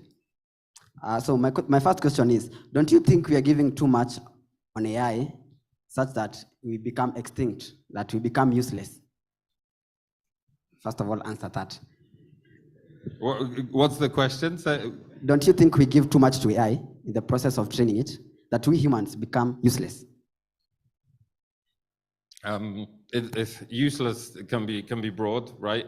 If you've seen the film WALL-E, whenever we have this conversation, the only thing I think of is in WALL-E, right? All these fat humans just there with their VR headsets, right? That's what it makes me think of when we talk about that. Now, man, I had something. Can you go? I'll come back. Yeah. Okay. Well, because I sort of like also agree with you, but so there's this. Okay, I don't know if it's gonna happen, but I read in a book. I think it was written in the 60s. Yeah, they're envisioning a future where man doesn't work, machine does the work for man, right? And if we've gotten to the point where we can literally create machine to like make our lives simpler, then that means I have more time to do things that otherwise I wouldn't have time to do. So of course that involves laziness and just chilling around and waiting for a machine to do everything for me. Yeah, that is a genuine threat because you're going to be lazy. Because the more you don't exercise your brain, the more dumb you get, right? So I don't know. Maybe even tech. Elon Musk is trying to put chips in our brains. So I think we'll just catch up. We won't be that dumb and we won't be that lazy. You actually reminded me what I wanted to say. So yeah, there's a book I was reading. I think it's called Worn, W-O-R-N. It's about the history of textiles and 5 or 7 fabrics. Anyway, it talks of the I'm really blanking today, don't know what it is, guys. Sewing machine, right? When the sewing machine came out 150 years ago, or whenever it was, people were scared, right? First of all, machinery was just becoming a thing. Secondly, this machine could sew like 100 times quicker than a human. Surely that means that all the people who have jobs as people who sew, tailors, etc., they're gonna go extinct, right? They're not gonna be able to catch up. And then we realized that sewing machines, now I use that example because in Kenya, we see the sewing machine as a tool of empowerment, right? Because a sewing machine allows this person to maybe have their own business, to do their own stuff, etc., to create. 150 years ago in the UK, they thought it was the worst thing that could happen because it was disempowering people, right? So the same thing now, we may think that, and it may be happening, and actually to that one generation, if that generation of sewers doesn't catch up from hand to machine, which they won't, it's going to be another generation, right? Someone else is going to be using a sewing machine. Those guys are going to disappear. Same, we don't have chimney sweeps very much. We don't have all those other professions, right? So we make progress and we don't even realize that, it's a generation, it's another generation. And by the time you're familiar with a sewing machine, those other people have disappeared already, right? So we move so quickly, we don't even have time. And it kind of makes you realize, as time passes that, wow, things that you think were new are just old, Snapchat, for example, so there we go. Thank you. Business, I'm seeing something, minds behind machines. So as a third world country, Kenya, so I'll direct this to you or anyone in the house. In machine learning, people are creating robots. There's something you're calling robotics and stuff. Robots go rogue, right? So don't you think that as a third world country, us embracing AI is at a lower level, which is much riskier? Because right now, a techie in Russia, a newbie in Russia, could decide that Kenya, you will never access internet for the next 10 years. You know, it can decide. That's a newbie in tech from Russia or United States. So we are embracing AI in a way that we are tending to forget our own pillars or how we used to survive. So don't you think that this AI thing being embraced in a country like Africa is a way of brainwashing us? In such, right now, if we were to go to war with United States, they'll send 3 robots that will deal with your KDF peacefully. In fact, they will tackle your KDF seriously. 3. So don't you think, since AI is being embraced by the military in those first countries, while in a country like Kenya, I'm not sure, I stand to be corrected, if there is any robot in the military that they are creating, that we stop training our soldiers how to fight the normal way, we start learning this new thing called AI. So don't you think that as a growing country, we should not use that thing? Like, shouldn't we oppose? Do you have a reason why you should not oppose AI? I'll direct that to you or anyone. Edmond has an answer. Hey everyone. So that's a really interesting take, that 3 robots will deal with the KDF properly. Wengine tunaanza usiku. Yeah, so for me, I'm looking at it from a perspective whereby I think growing up, we have seen things that we literally like admire things from the West. And growing up as Africans, we always see, and it sort of affects how we think about ourselves, which shows how you're saying a newbie in Russia can just decide that Kenya cannot have internet for 10 years. And it kind of overlooks the brilliant minds that we have here and stuff, and that we don't get to know about. So in regards to the adaptation, I say we go all in. We need to be part of these conversations, and we need to see ourselves in those spaces that will play the role. Just the same thing we were talking about showing up. If we don't show up now, the same thing that Adrian is talking about, the people who didn't embrace the sewing machines because they were like, this is so scary. That's a whole 100 years later, there's new people who embraced it. So for me, I think the earlier the better, and we can always redefine what these models are for us. And we don't have to train our models to go to war. We can always train our models to sustain us in a way that, for instance, like preserving our cultures, finding new ways to work with our environment to better the agriculture. So many different things aside from war and all this capitalist propaganda.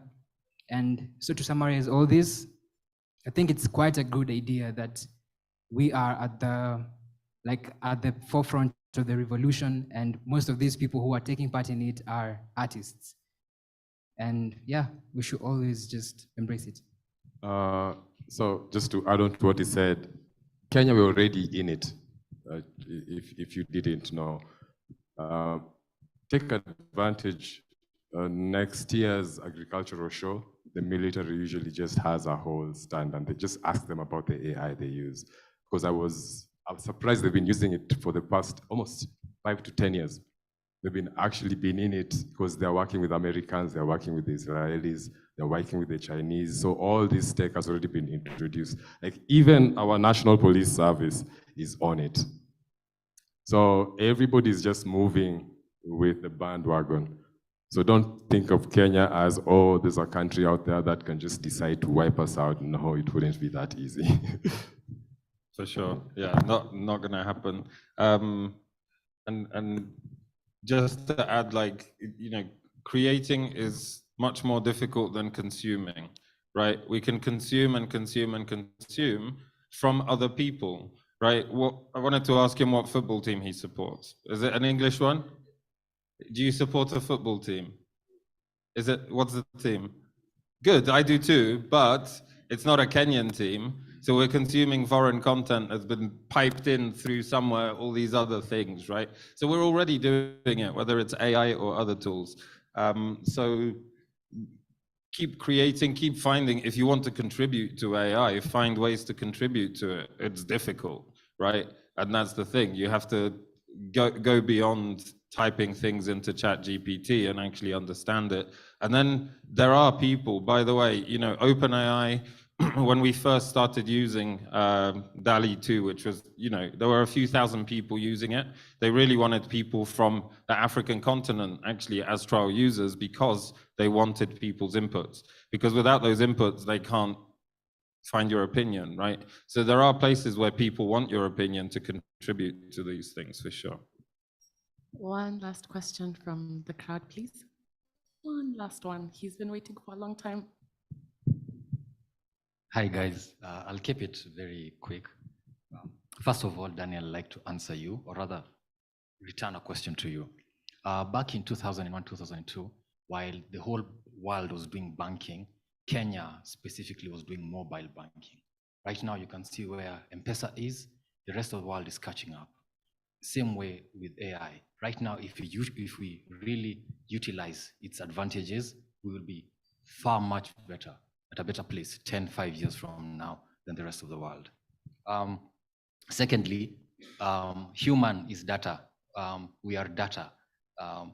All our behaviors, all our actions are data.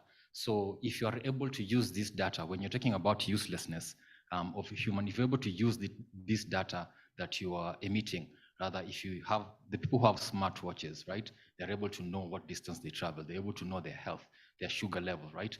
If you're using this data in an AI level where you can now utilize it to be, right, better than who you are. There's a book by Yuval Noah Harari talking about the Homo Deus.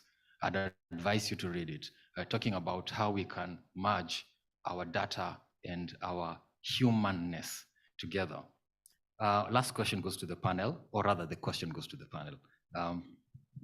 AI lacks the subjective human experience or the deep emotional aspect of artists.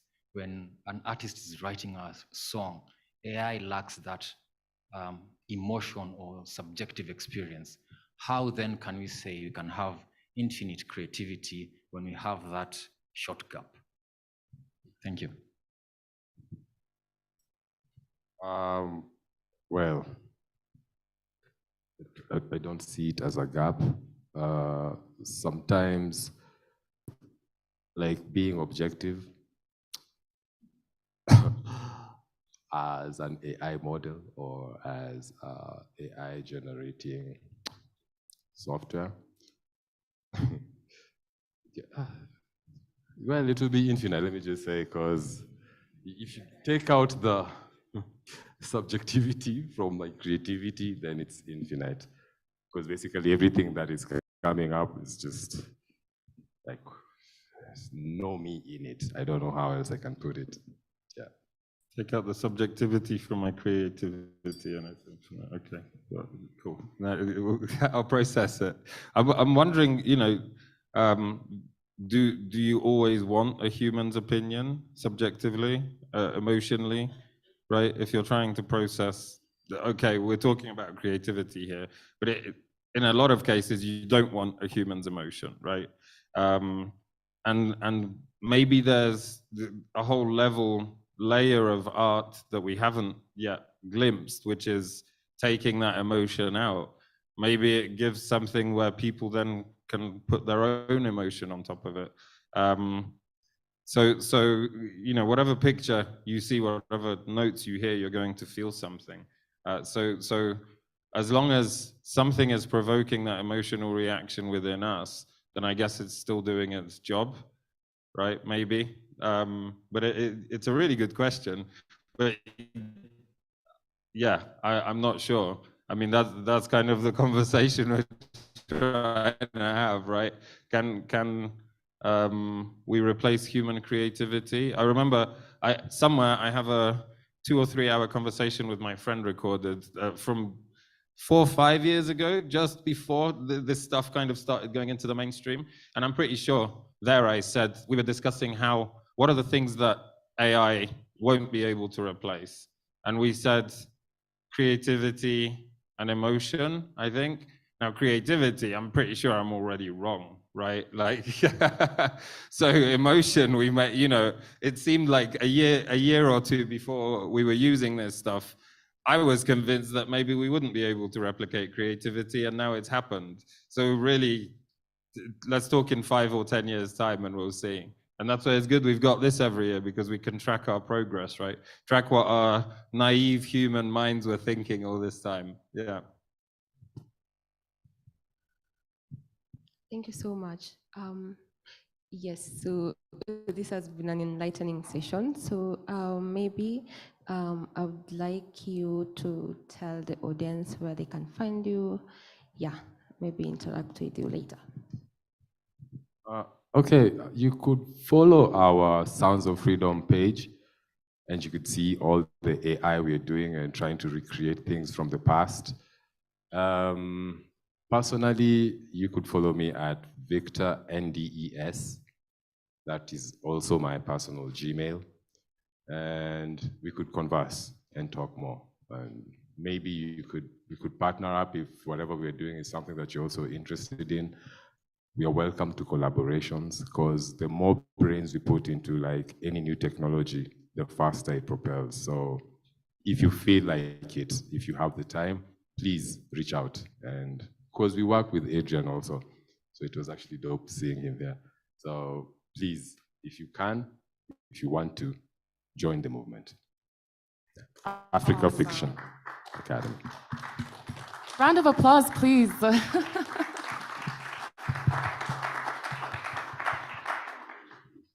And I'm Adrian Jankowiak, that's how you spell it. So you can just find me on social media, adrianj.ig on Instagram, and at Nairobi Design _ on Instagram. And Nairobi Design Week is happening on the 9th to the 17th of March, 2024. So that's actually about 100 days away. So it's not that long away. So we've got an open call for digital exhibitors still going on until mid-January. Physical exhibitors, we've just extended until mid-December, so 15th of December. And we've got vendors as well, and we've got sponsored spaces. So if you are interested in participating, write to us. Don't look at the money first, look at what you can bring and look at what you want to express and apply, and then we can have a conversation. So yeah, Nairobi Design, and Nairobi.design, that's the website. Yeah, thanks guys. Thank you so much for joining. Thank you so much for showing up. Yes, and thank you guys for listening. Yes.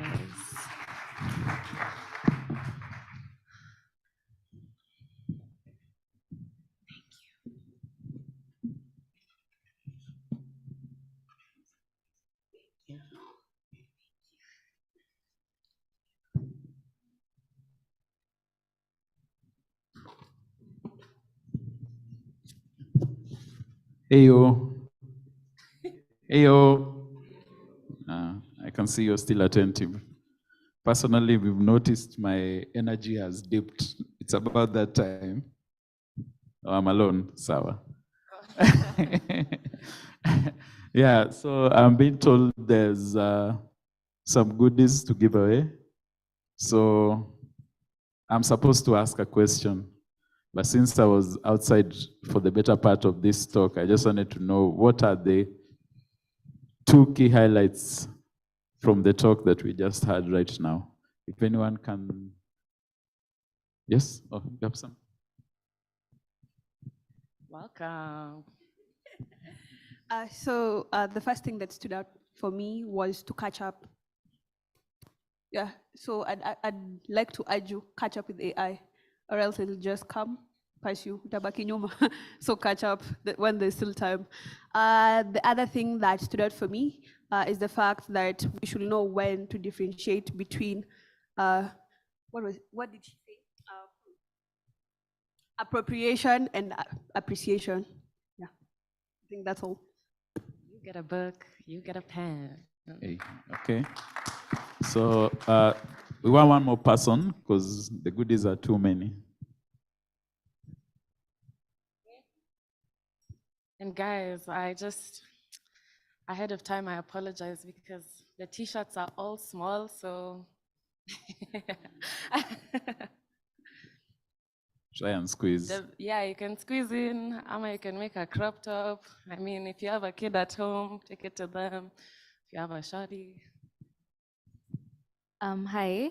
One thing that I've learned from the session is artificial intelligence basically makes the creativity, or rather expounds the art to more, so it goes beyond the limits of the human. For example, if somebody could create something, thanks to artificial intelligence, it actually makes the process easier, and whatever they're going to create makes it way better than it would have without the ability. That being said, I've also learned that at the end of the day, AI is just a tool. So it's not going to do everything for you. It's for you to actually leverage the technology to make the most out of it. Hey, thank you for that. Alrighty, so I'm being told we have one more session before we head out for lunch. And that's the session on Bitcoin ordinals by Elizabeth Olson, who is the head of growth at Xverse.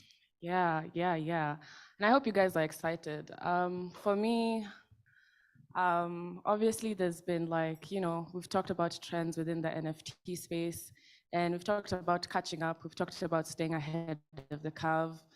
I consider Bitcoin ordinals to be one of the newest trends within the NFT space, and possibly even an opportunity to jump in ahead of everyone else. I was having this conversation with a friend of mine called Alex from Rise Up BTC. He's the one who connected us with Elizabeth. Shout out to the both of them, because this is like real alpha. Apparently, Bitcoin NFTs are doing, currently they have more market growth than Ethereum NFTs. If you're going to take away anything, listen and learn. So we're going to introduce Elizabeth Olson. She was, helpful enough to record for us a session. So if you feel like you need the video that we're about to showcase, reach out to Kenya NFT Club. Just ask for the video and we'll be able to airdrop it to you, right? Enjoy. All right, Elizabeth. Thanks so much for coming. My name is Elizabeth Olson. I'm head of growth at today with you in person. But I'm 100% there in spirit in various parts of Africa. And one thing I've noticed is the people are very open-minded to new ideas and curious to learn, especially when it comes to things like entrepreneurship and creativity. In fact, the installations for Xverse, the wallet that I work for, are trending in Africa. So it's clear this is an important market in Web3. And all of this is exactly why I believe you are the perfect audience today to be learning more about all the exciting building and art that's happening on Bitcoin. And you might ask me, art and building and Web3 on Bitcoin, what do you do with Bitcoin? You buy it, you hold it, and you essentially treat it like gold. And now we move on and talk about other chains like Ethereum, where you can do DeFi and NFTs. Well, I'm here today to tell you that there is a renaissance happening on Bitcoin.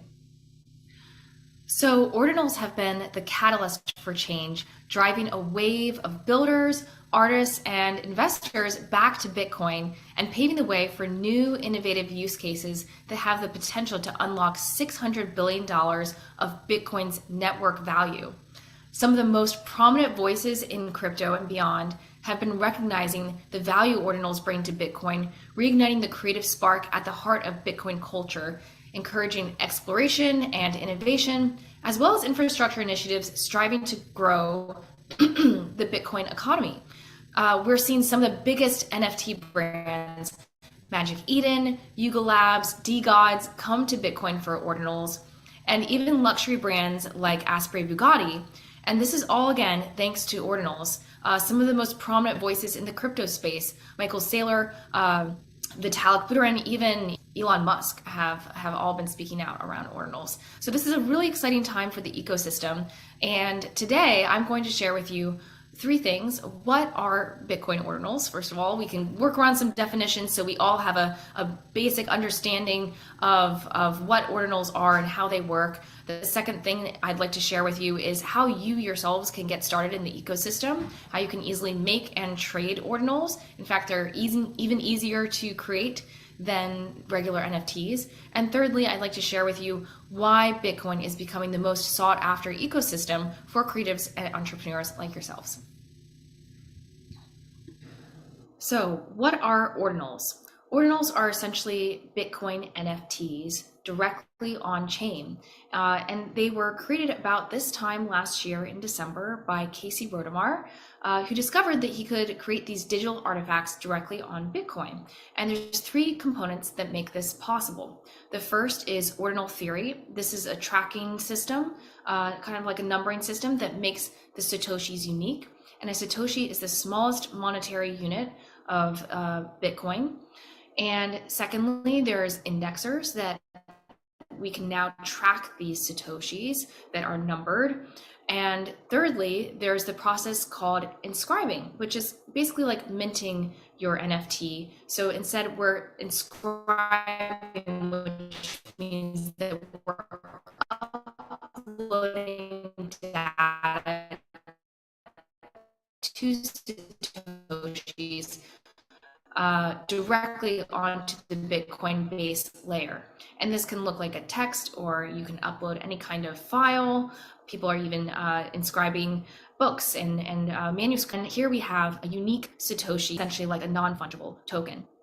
So why did Casey create these digital artifacts? Well, he was concerned about the centralization issues around Ethereum. Most NFT metadata is hosted on IPFS servers and not directly on chain. And as a result, the data can sometimes be altered or even inaccessible should the NFT project go under or no longer pay the server fees. So servers like IPFS lack financial incentive to continue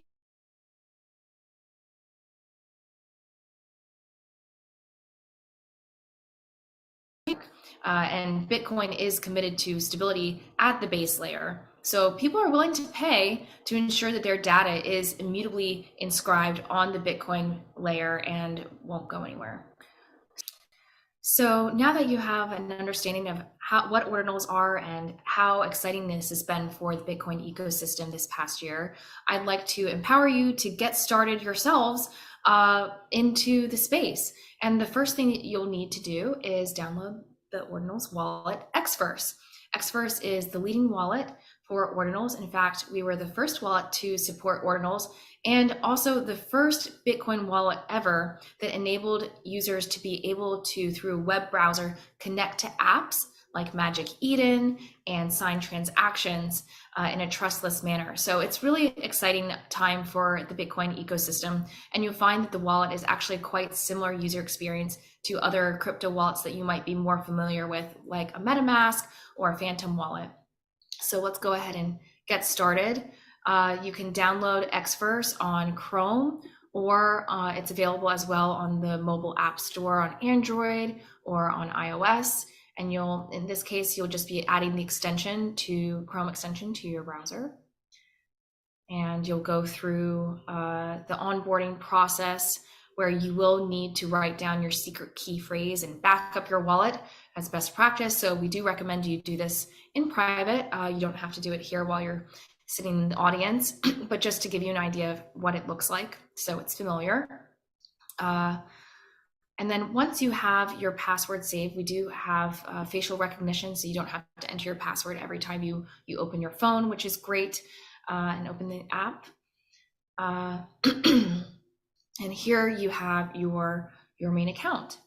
And we'll just give you a tour of what that looks like. So you have both ability to create multiple new accounts as well as connect a hardware wallet. We have built-in Ledger support. So if you have a Ledger device, you are able to connect that to Xverse and safely store your ordinals, Bitcoin, BRC20, and other Bitcoin SIP10 token assets like stacks. And here we have the ability to purchase assets like Bitcoin and stacks through our on-ramp services like MoonPay and Transact. And here we have the ordinals gallery, and you can see this is a new wallet, so there's no ordinals to be seen yet in this wallet, but normally you'll be able to have them on display directly in your wallet, which is fantastic. And from there you can also connect, you'll actually be using a unique address for your ordinals. So this isn't a typical Bitcoin address, this is a special Taproot address. And so you'll want to copy that and use that address whenever you're receiving your ordinal. And we also have a stacking service, so you can earn Bitcoin rewards. And once you have your ordinals wallet X set up, you can then easily connect to marketplaces like Magic Eden to buy or sell your ordinals. But as there are many artists in the audience, I thought it would be even more interesting to show you Gamma, which is not only a marketplace for ordinals, but also an ordinals artist launchpad. So let's go ahead and take a tour around their website. If you click over here, click create, you can then go and either choose to create an inscription yourself, or you can create an entire collection. So let's go ahead and select that option. And here you can see how it works. It's completely free to launch your collection. It's a process which you might be familiar with on Ethereum called lazy minting, where the buyer is the person who mints or inscribes the ordinal after purchase. So Gamma will handle the full collection and mint on demand. And this is particularly interesting in regards to provenance, because the very first owner of the art will be the collector themselves. And when you mint something, you know that you're the first owner of that item. Gamma also has a curated platform, and they're accepting applications every month to feature new artists. So would definitely encourage you, if you're an artist, to get in touch with the Gamma team. So now I'd like to briefly show you how you can create your own inscription and how easy it is to do. I've already connected my wallet, and now this time I'm going to select create single inscription for myself. And here you can have the option to inscribe multiple images at the same time, or some text, or a single image. In this case, let's go ahead and do some text. I'll just write, I love Kenya, and click continue. You can see the transaction fee, the gas fee for this is quite small. It's only $4, but for text, that's actually pretty expensive. For example, I was just earlier trying out with a JPEG, and the gas fee for a 45 kilobyte image was about $100. So they're pretty pricey these days with all of the activity happening in the Bitcoin blockchain. So depends on your budget, but you'll have to see how much you would like to invest in your inscription. And more importantly, I'd like to show you the importance of getting the correct address for your ordinal. So here is my wallet, and I'm going to click receive, and you're going to want to make sure that you are using this ordinals and BRC20 token address. So you're going to click copy here, going to paste it in, going to put in your Bitcoin address, copy address here. I understand that it's for Bitcoin, put that here, agree and continue. And then from here, I'm going to pay for the inscription.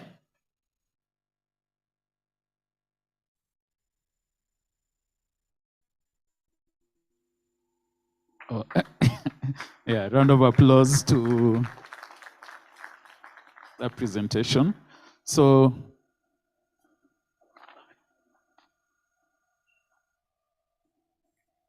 that's a lot. So I think you all you all need to practice, to be honest. It's not something you can just get by watching once and just assuming you've gotten it. So I think this video will be shared for those who are interested. Oh, we have another one. Okay. All right, so I just want to welcome the Samsung team to give us a short description and tell us more about the amazing TV that we saw outside. Did you all get a chance to see the TV outside, the Samsung TV? Also, you don't even know what is being talked about. Don't worry, it's still there. So after this, just take some time and just go see it live. But before that, let's hear something from Ida, and she'll explain more about the amazing TV called The Frame. Round of applause for Ida, please, as we welcome her. Hey. Thank you.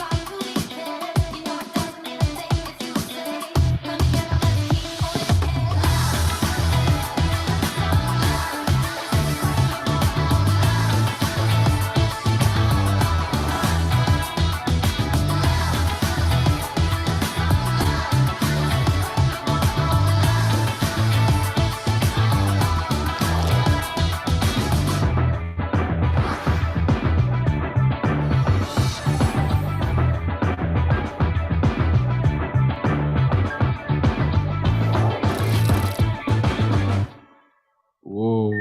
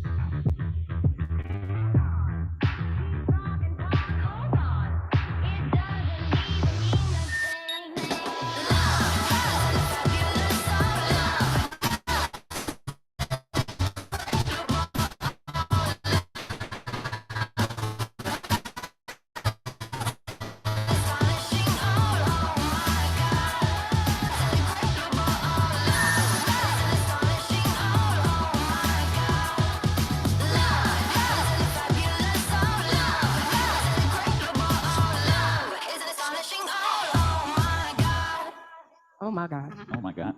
Amazing, right? I would like to own one of those, but I think I need to save a bit more. So as you've heard, my name is Ida. I'm from Samsung, and I would like to take this opportunity to thank the Mbogi NFT Club for putting together this event and inviting us to be a part of it. We as Samsung are excited about championing art and technology. So you all know us, we've been in the industry of television making for the past 5 decades, and we've been pushing the evolution of TV technology from when we started black and white vacuum tubes to what we now know as modern flat screens. We are proud to be the global #1 TV for 17 years, TV maker for 17 years in a row. But what we've seen is that the television continues to evolve. You know, the characteristics of what people want in a TV is changing with trends and lifestyle patterns. And to keep up with these emerging trends, we launched the Frame TV in 2017.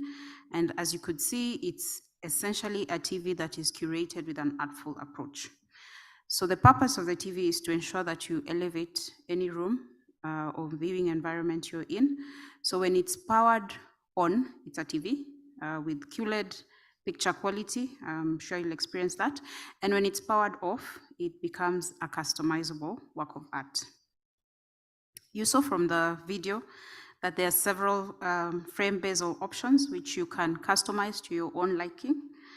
And this further enhances the ambience and decor of your house. The frame has a brightness sensor that can adjust to ambient lighting and blend into any interior. You saw it has a matte display, so it essentially looks like art on your wall. It's also equipped with a motion sensor, which means when there's no one in the room, it will detect movement and actually go into power saving mode, which is what we call the art mode, so that now it fits perfectly as art on your wall. When you buy the frame TV, it will come with a no gap wall mount, which when mounted looks exactly like a picture frame. So we have this TV available, you can sample, and in 2 screen sizes, 55 and 65 inch, and it's actually available across all our stores in Kenya. So in addition to the frame, today we've also showcased our Neo QLED 8K technology, which you can see from the artworks that were displayed. You can view this artwork in extreme detail. At Samsung, we continue to be committed to making life better by ensuring that people can appreciate the technical essence of our technology and, of course, the artistic creativity from our artists. So what's the future for us as Samsung? In today's digital age, we know that art and technology will give you a unique experience and unlock many possibilities. We ask ourselves, how can an artist based in Babadogo, talented artist, reach an international audience? At Samsung East Africa, would like to provide unparalleled accessibility to this type of art, expose art enthusiasts and artists to a world of art that might have been difficult to reach in traditional way of displaying art, for example, museums or art galleries. Through our Samsung Art Store service, we would like users to bring Kenyan artists to avail their artwork pieces and ensure that this is showcased in all corners of the globe, directly into people's homes through the Frame TV. So what is Samsung Art Store? This is an art marketplace that features high definition artwork from around the world, and it provides users with remarkable pieces of art that you can view in 4K resolution. So you can access these masterpieces via your Frame TV for only a subscription of 540 shillings. So you buy the Frame TV and you subscribe to art on a monthly basis. So that is essentially why we were excited about this partnership, because we would like to work together with Bogi NFT and other artist collectives to democratize Kenyan art industry through technology and make this art accessible to the right consumer. So we are looking forward to an exciting collaboration with yourselves, and we hope that together we can forge a digital art movement and shape the future of art together. Thank you.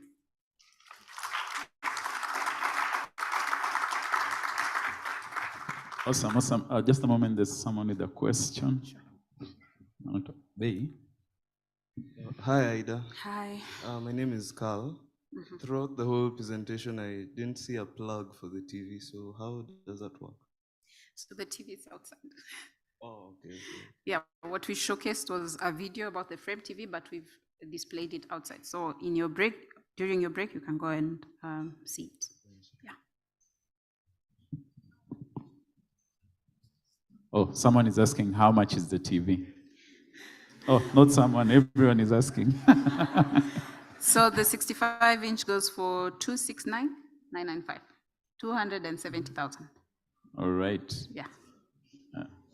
Someone is whispering, kunalipa pole pole. Kuna kufuliza, yes.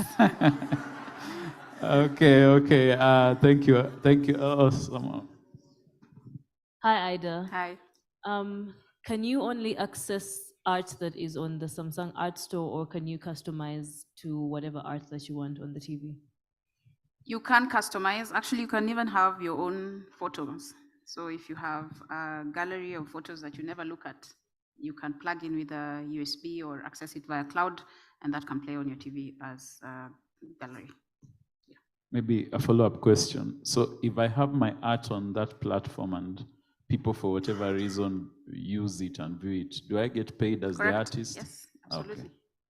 Okay. Thank you. Anyone?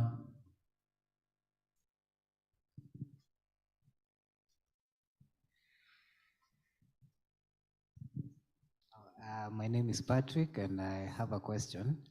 In regards to the store itself, I'm asking you whether it could be possible, maybe in the future, to integrate NFTs into the store. Yes, so actually, one of the things we did this year when we launched our 2023 models, we partnered with Nifty Gateway to avail NFTs on Samsung TVs, especially the 8Ks. But I think technology changes, and what you're seeing is that people are not so keen from a user perspective. Users didn't really interact with NFTs.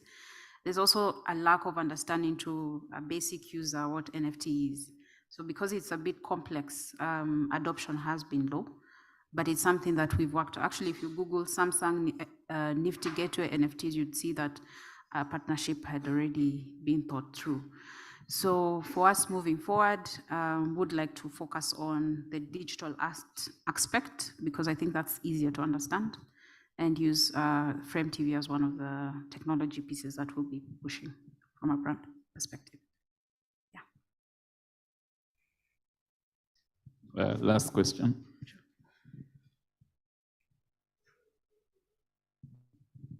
Hello. Hi. Okay, my name is Gregory Isaac, and I have a question for you. As Samsung, do you champion, because you are championing the NFT and awareness of NFT, do you have a program here in Kenya or maybe in East Africa where you are creating more awareness on the NFTs among the crowd? Today is one such event. We've come out to work with Bogi NFT, but as I've said, the concept of NFT is not, unless you're a really techie person, you'll not get it. So this is one such event that we've taken part in, and we hope that we will be able to carry out more to continue to educate consumers about digital art and hopefully make NFT understandable and people can adopt the same. All right. I think that was the last question. Thank you so much, Ida. If you have any other questions, pass by the stand, check out the TV, then you can discuss a deal with Ida if you're lucky.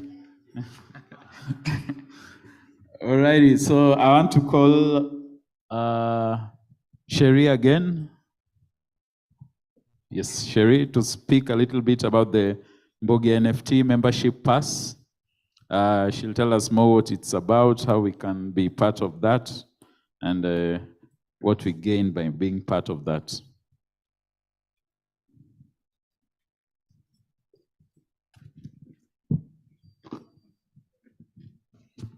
Thank you, Wanjama. Yeah, I'm back again. Yeah, thank you. So I think I touched on this a little bit in the morning that we are finally launching an NFT membership pass. And so we wanted to just speak a little bit about how this works and, this is one of the good examples or advantages of non-fungible tokens. And Dada can speak about what they do with the Afrofuture DAO and how NFTs form some sort of governance token or membership token pass. Right, so one of the ways we're trying to adopt NFTs and into Mbogia NFT specifically is allowing people to vote. And by voting, you may ask, voting on what? Or like what types of areas can you apply your power and your token holder power? And that can be really anything. And what we want to do is allow every community member to have a say in the programs that we do, to participate actively in the projects that we have. So let's say you would have a Mbogia NFT pass. How wonderful would it be to have seasonal airdrops from the top NFT creators. I mean, that would be pretty cool if you held a data piece. You'd be holding at least 1 ETH, maybe 2 ETH, maybe even 5 ETH. Who knows? If you're a good collector or a good flipper, you may be holding 100 ETH.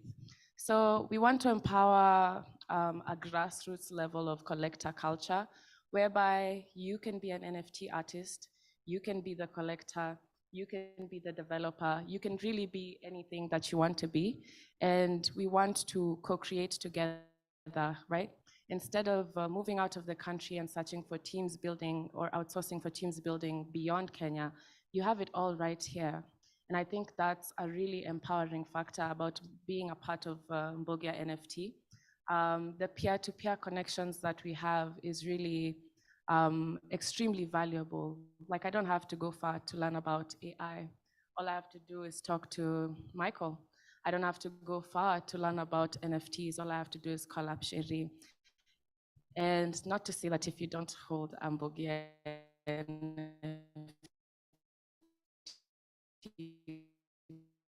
pass, you can't do that. But be able to, depending on the amount of tokens you have, or depending on the pass that you have, you'll be able to vote on projects. If you're within the finance sector, you'd be able to advise us on how to move forward in the finance sector. If you're good at strategic planning, who knows, you might be part of our next summit team. So I'm going to pass it back to Sherry to touch on the things that I may have not mentioned. Yeah, I mean, I hope you're sold. That has pretty much given you a glimpse or a proper package on what some of the benefits of becoming a member is.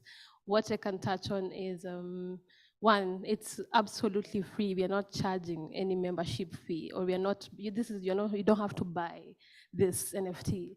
How cool is that? You get to become a member. If you don't have an NFT, this will be your first one in your wallet, and it's such a cool art piece. Look at it. Shout out to Kigs who created this. Yeah. So Kigs will introduce himself later on, because in the evening we'll have more technical sessions, and we'll show you those people who haven't gotten a chance to open a wallet. This is how you open a wallet. This is how maybe you can connect your card to buy crypto. And this is what like an NFT marketplace looks like. And this is how you buy an NFT and all that. So Kigs will take you through that session in the evening, and you'll get to see the face behind our brilliant 3D creation. I wish Chelwek made it, but if you really love our logo, it was made by a really brilliant artist called Chelwek. So number one, I think this event with the branding, and if you've been a follower of us for a minute, you've seen the brilliance and the vibrance and so much talent that is really part of this wonderful community. And so far, if you really like the event, I hope you are sold on this membership pass, please. Yeah, I hope you're sold. It's absolutely free. The whole point right now, we know NFTs are super early and super beginner for everybody. And we want to make this accessible as much as possible. And so this NFT is minted on the Optimism blockchain. So with Optimism, the gas fees or the transaction fees are way, way lower. You'll just use like less than $1 to pay like transaction fees for this membership pass. And again, Kigs will go into the details of all that, how to exactly do this. And when you apply, I'm sorry, we couldn't have the form here, but when you apply for the membership pass, you'll be asked, what's your name? Where you can reach you, email address. Are you an artist, collector? Are you just an investor? Are you just exploring? Are you building anything? Give us something. Do you tell us what you would like Mbogi to do for you? Why you like to join this collective? So that we get to know our members a little bit better. Again, if this was out there, everybody, so many bots could mint this. But we want to know our community better. We want to know how to customize our audience better. We want to know when we are working with Samsung next year, which are the artists we are curating properly, which are this sort of people who are invested in this space, and who are our developers and all that. So we want to build a really proper on-chain community, and that's why this membership pass is so important, and that's why we're so excited to launch this, because I don't know if there's an on-chain community right now. There are so many amazing community partners for actually this event, and there are so many wonderful brands out there. but this will be the first one where, we are able to have all our members on chain. And by on chain, these are people who are connected to these NFT platforms, and you have a cryptocurrency wallet and all that. So this is the most exciting thing about this. You don't have to worry if you don't want to, we call it dox yourself or expose yourself. In the application form, you don't have to put your real name. You can just give us your pseudo. I know so many people fear government people. Government is, yeah, but but you really don't have to dox yourself. You can just open a wallet address today and just use that for minting the NFT. But we just have to know, okay, at least there's an actual person behind minting this process. We talk about decentralization a lot, and the fact that we want to claim back our power when we come to the blockchain ecosystem. So that's why there's that whole issue of people doxing themselves. People feel like, the whole point for me to be here is that I'm disconnected from surveillance and central institutions. And so there's that. You don't have to worry about exposing yourself. We don't want your ID, your telephone. You'll just maybe join our Discord so that we have all our members there. And so that will be a proper way now of communicating. Oh yeah, and guys, don't be shy. As we spoke about community, co-creating, being supportive of each other's projects, it's not just about what you guys, input into the Kenya NFT Club, but it's also about how we can input into your own projects. Don't be shy bringing ideas into the community. Don't be shy presenting your projects. Don't be shy to ask for collaborations. Don't be shy to ask for a shout out. There's many members who are willing to work and build up communities. So I think it's prime opportunity for you to be part of the Mbugia NFT and collaborate with a couple of people. If you find someone you're doing something in the same line, talk to them, connect with them, build with them. And I think that's also a very exciting part for not just creators especially, but also startup founders, or if you work in a startup, or if you work, even if you're an educator, there's many ways that this can apply. So we're open to your ideas, we're open to what you need and what you desire to see within the Kenya NFT Club. And really that's what we're selling today. Yeah, I hope it's not too much of a whole pitch deck and salesmanship. I don't know, but you're here, so I believe that you're really into this and you're really interested and curious and you like us actually and you want to be part of us. So It's okay if you don't like us. Impossible, I think. But yeah, thank you, Wanjama. I'll bring it back to you. Or do you have any questions, maybe? Any questions about the past? Any questions about the community? Yeah.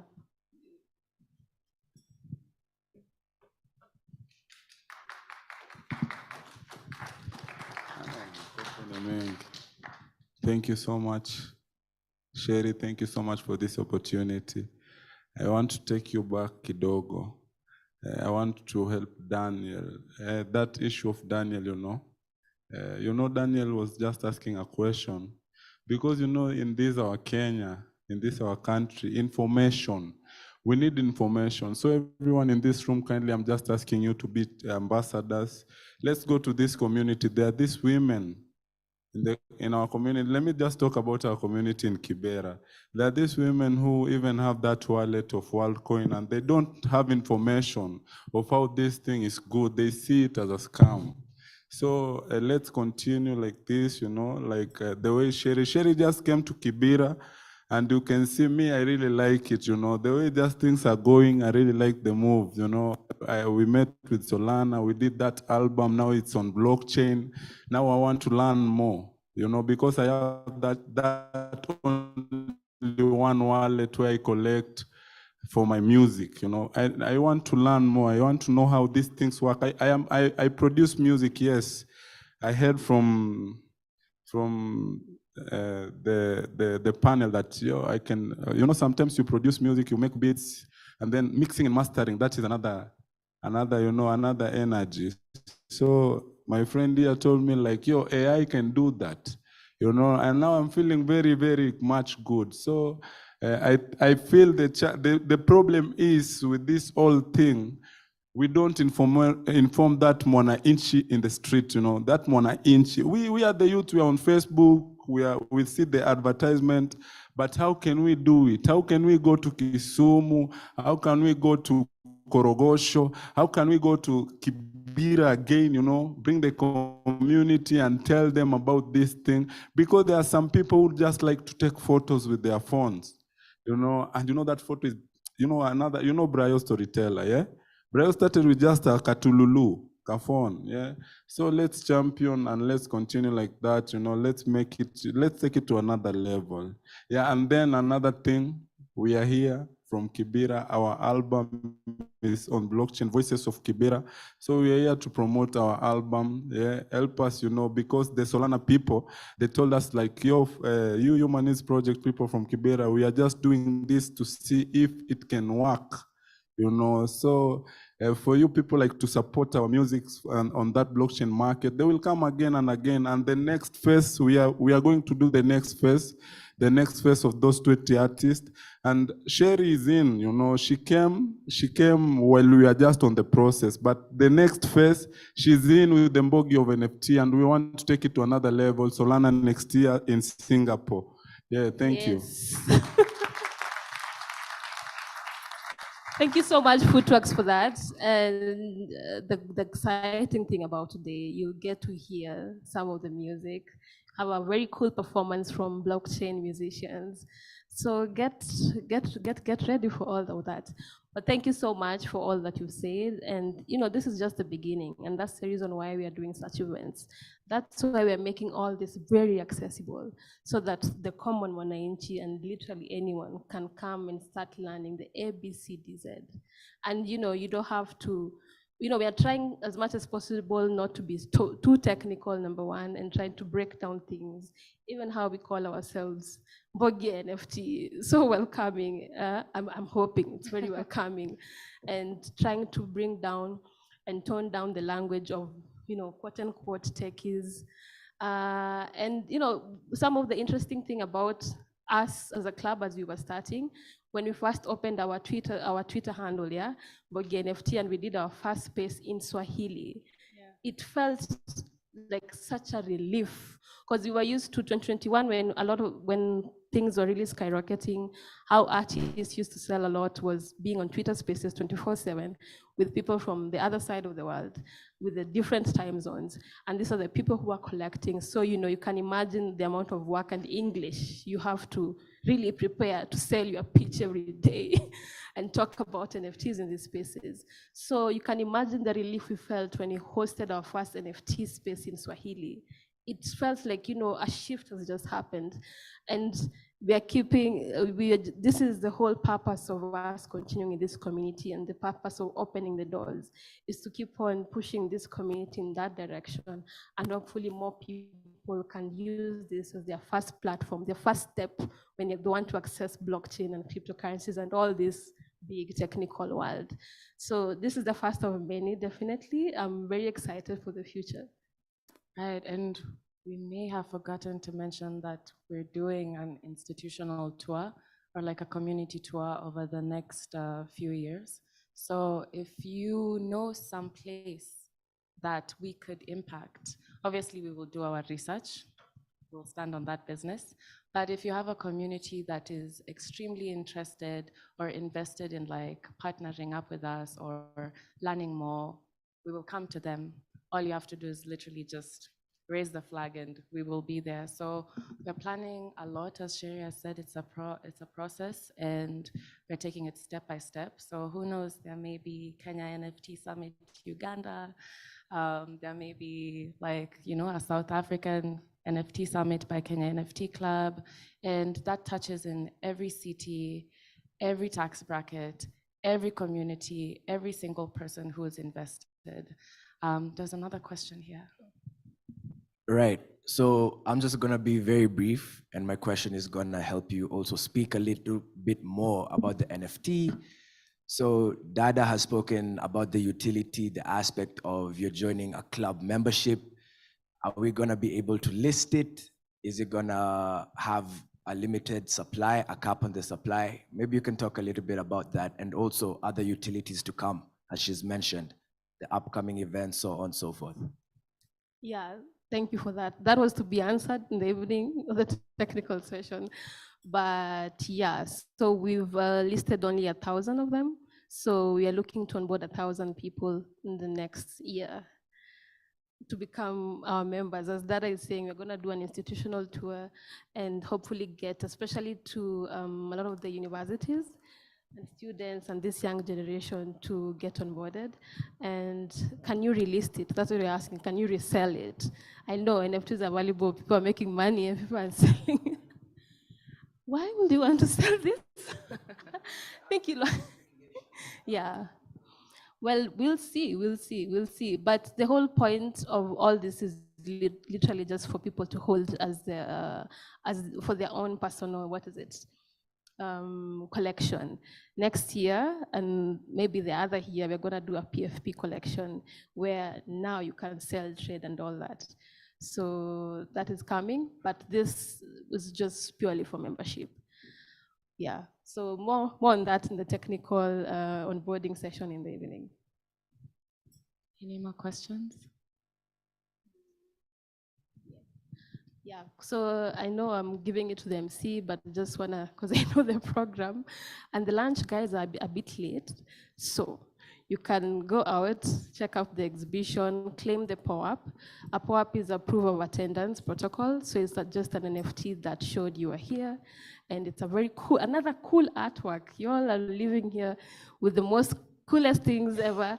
So you'll go and claim the POAP, get a chance to see the exhibition, interact with each other, network. There's a cash bar at the very end if you want to buy any drinks or snacks. And there's also a VR stand, and you can also see the Toguna world more and get to see the immersive world that Pierre Christophe has created. And yeah, if you come back early after lunch, there'll be some goodies waiting for you for the first few early people. Of course. Get ready, get ready, get ready, get ready. Yeah, so I think Sherry has said it all. I was about to say let's pray for lunch, but I guess let's just walk, network, and hear some music as we wait. Alrighty, thank you. DJ, selector, please. DJ.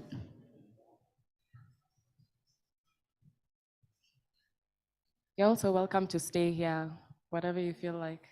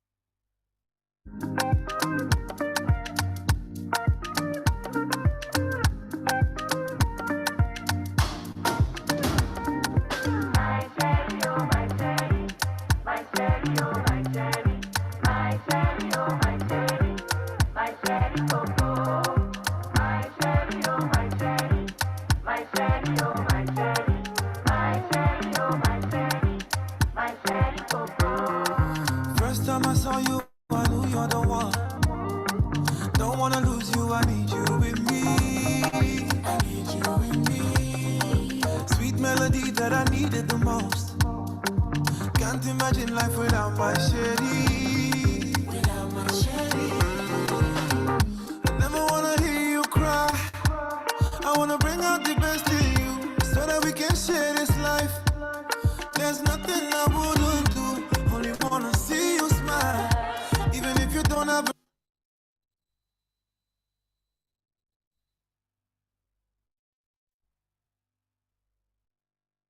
reason to. You came at the perfect time. It's like I was sent here to rescue you. My Sherry, oh my Sherry, my Sherry, oh my Sherry, my Sherry, oh my Sherry, oh my Sherry, my Sherry, oh my Sherry, my Sherry, my London. When I'm with you, my London. Take my mind and my body, I'll be the one you can depend on. And I'll be good to you. Oh my baby, I'll be good to you. Be the light for your body, I'll be the fire to your candle. I never wanna hear you cry. I wanna bring out the best in you so that we can share this life. There's nothing I wouldn't do. Only wanna see you smile. Even if you don't have a reason to. You came at the perfect time. It's like I was sent here to rescue you. Oh my Sherry, oh yeah. Oh my Sherry, oh my Sherry. She gonna wanna pass a wine for me, man. Wanna wine for me, man. She wanna wine for me. She wanna wine, baby, wine, baby, wine for me, man. My Sherry, go go. Two step with it. Don't work with it. Two step with it. Don't work with it. Don't work with it. Get the rest in my Sherry, go go. This is my wife.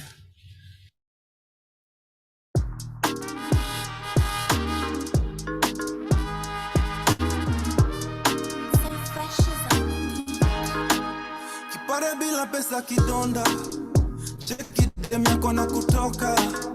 Wananitanga Maradona. Jumu wakata nikisonga. Usipandishe mrembo boda boda. Yo ndo siku ya mwisho utamwona. Usiulize kaniligonga. Niulize kile niliona. Ai, akama mwana sare dry fry. Na kupigana bila munda. Vidole mbili weka pisa. Hizo zingine weka inside. You know I pull up like a G. Shorty ameweza, she's a free. Hakunanga kitu ya free. Nakusanya na calorie. Lifestyle. You know they love me for the lifestyle. With the Illuminati kumbe lifestyle. Unasema ni bangi kumbe lifestyle. Top team in the big propeller. I got big image with the rise. Nine o'clock, 9 o'clock, 9 o'clock. 9 o'clock, 9 o'clock, 9 o'clock. Maisha fiti na marafiki tunaokuwa na si cheating kama wifi anajua.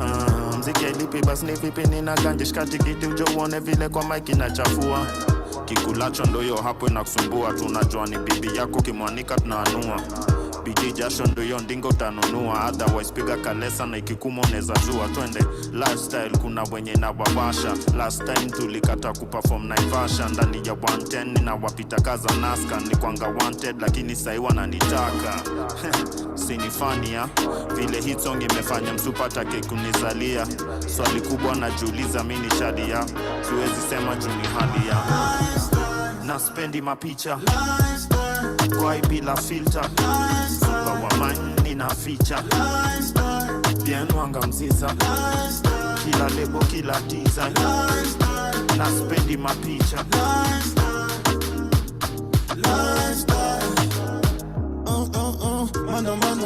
Maandamano wamepandisha bei ya avocado. Cheki kaimeiva finya ka piano. Promoter pana leta zogo kabla shani lipe full price. Hapa duniani niko na one life. Zinga lazima kwanza baptize. Kwa nyonginyi niko na half life. You know I pull up like a G. Shorty ameweza, she's a free. hakunanga kitu ya free, nagusa nionekane real. You know they love me for the lifestyle. Nite Illuminati kumbe lifestyle. Unasema ni bangi kumbe lifestyle. Top team in the big propeller. Haga big gimeja kwa dara. 9 o'clock, 9 o'clock, 9 o'clock. 9 o'clock, 9 o'clock, 9 o'clock.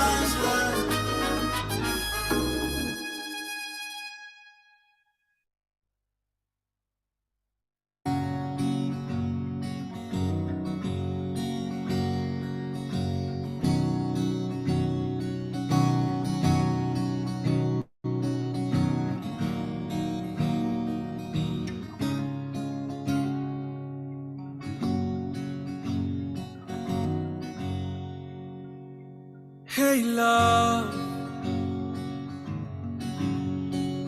I think I'm ready now. I've been so patient, anticipating, and you came along. So I decided to write you a song. And if you don't know by now, darling, you changed me. You rearranged me from a boy to a man. Understand, you know it just keeps getting better. Ever since I met her, no saving this for later. It's now or never, my love. Oh, my love, will you say yes?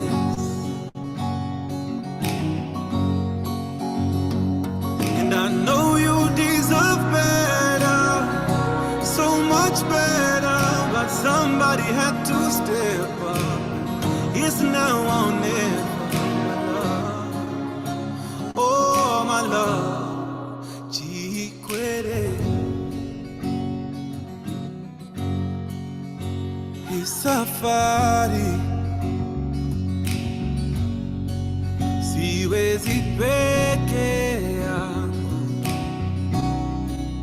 we nyota yangu, we mbavu yangu, unanifaa, unanifaa. And in the end, when it's all said and done,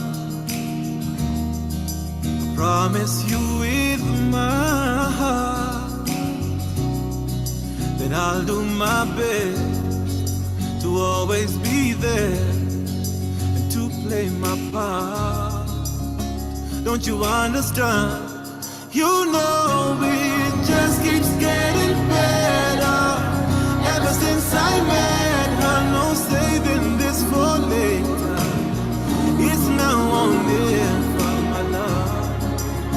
Oh, my love, will you say yes? And I know you deserve better, so much better, but somebody has to step up. It's now or never, my love.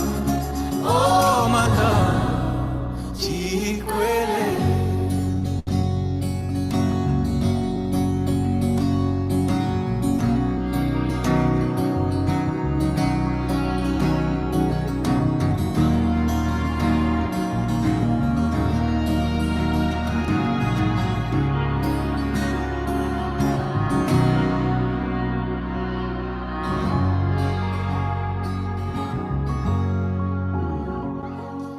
Just keeps getting better. Ever since I met her, no say.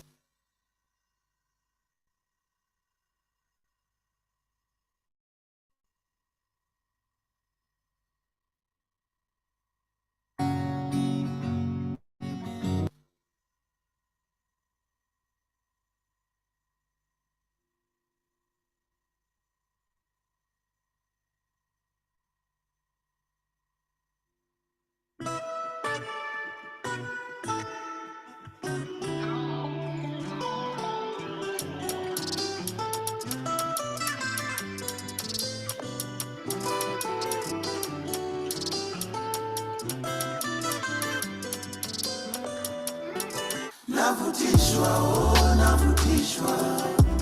Moshi pia napuliziwa, navutishwa, oh, navutishwa. Naishi kama paka nalishwa, navutishwa, oh, navutishwa. Haya mapenzi sijalipishwa, navutishwa, oh, navutishwa mama. Navutishwa, oh, navutishwa mama. Sosi delivery, pombe kemikali, mapenzi halali, mapenzi legit. Nilikuanga stilali, hapo awali Kanairo hakuna amani. Hakuchi on fire, can't deny. Miguu zake unzunguka kama taya. Akibend over, ni game over. Mwanga na sosi mpaka naitisha sosa. Na kulishwa matamu ya roho. Naogeshwa ngoza mbichi na valishwa kidogo tu ninyonyeshwe. Dredi zangu zisokotwe, shingo ni masajiwe. Nasanifiwa, naroliwa, kisha navutishwa. Navutishwa, oh, navutishwa. Moshi pia napuliziwa, navutishwa, oh, navutishwa. Naishi kama paka nalishwa, navutishwa, oh, navutishwa. Haya mapenzi sijalipishwa, navutishwa, oh, navutishwa mama. Navutishwa, oh, navutishwa mama. Kuamka kung'ara na kukaa tu, kula mahaba ya kistaarabu, na tabasamu bila sababu. Kitandani nafunzwa adabu, kukaa kukaliwa, kulala kulaliana na kulaliwa. Maisha ya gorofa, nikitoka kitandani naruka kwa sofa. Wifi imelipiwa nadekezwa upara na papaswa nabembelezwa natulizwa uso nakaliwa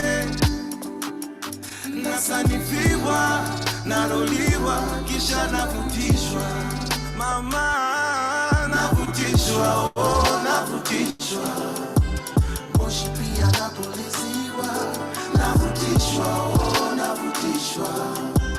Naishi kama paka nalishwa, navutishwa, oh, navutishwa. Haya mapenzi sijalipishwa, navutishwa, oh, navutishwa mama. Navutishwa, oh, navutishwa mama.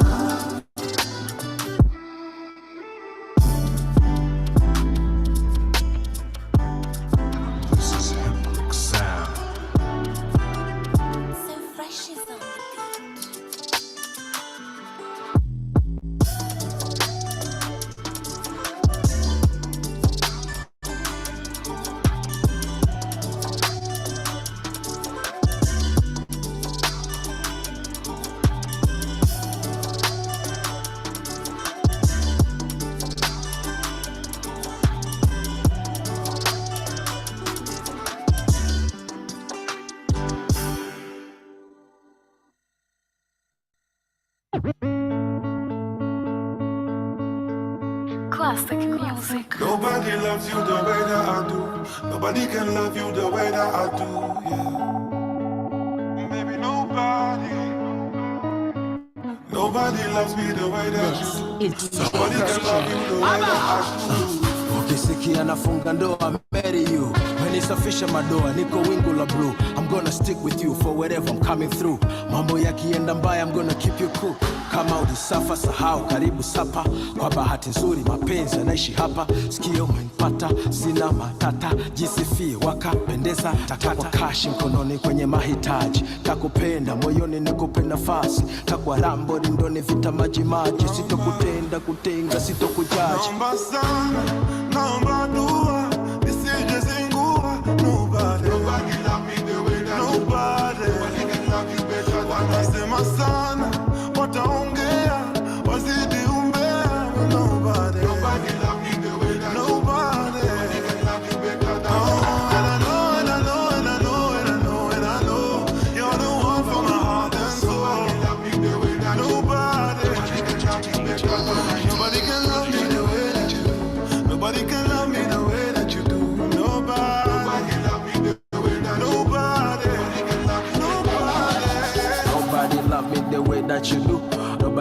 love you better than I do. Nobody shows me the way that you do. Nobody do me the thing that you do. Maujanja, nampa, mauninja kufu. Anaruka, nainuka, nanguka pu. Nanipa, winja, warren too. Honey, sugar, ginger, my boo. Sauti akiongea tu mashallah, mguu akitembea mwendo wa billions. Dala kama kajiongezea shit, bala kajipendelea mpaka kara. Sauti akiongea tu mashallah, mguu akitembea mwendo wa billions. Dala akikusogelea bala, sasa akikuchekea du sala.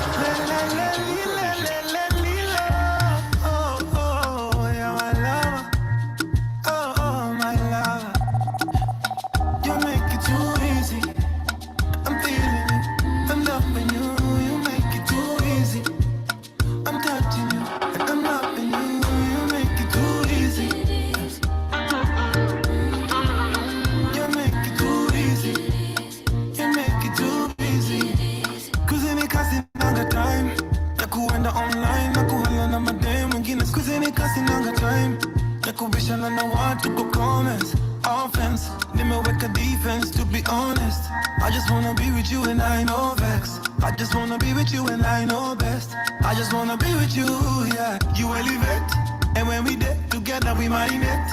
And everything you say I resonate. And when I day inside you, you let I literally on fire. Too easy, I'm feeling it. I'm loving you, you make it too easy. I'm touching you, and I'm loving you, you make it too easy.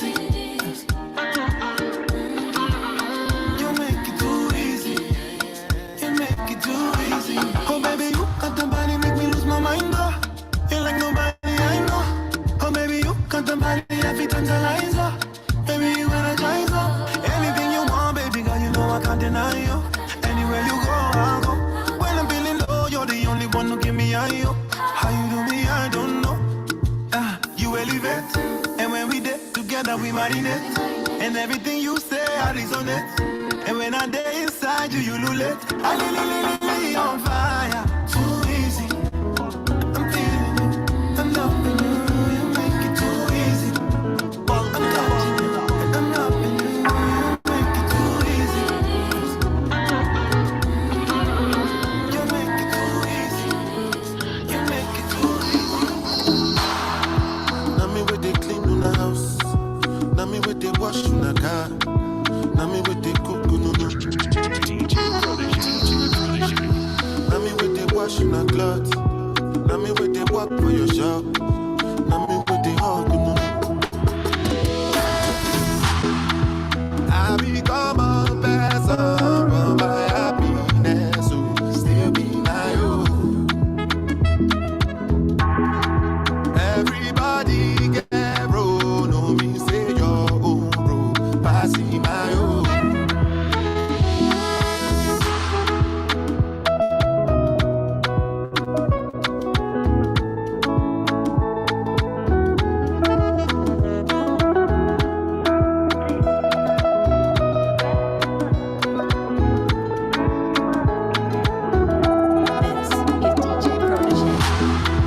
I become a person for my happiness, so still be my own.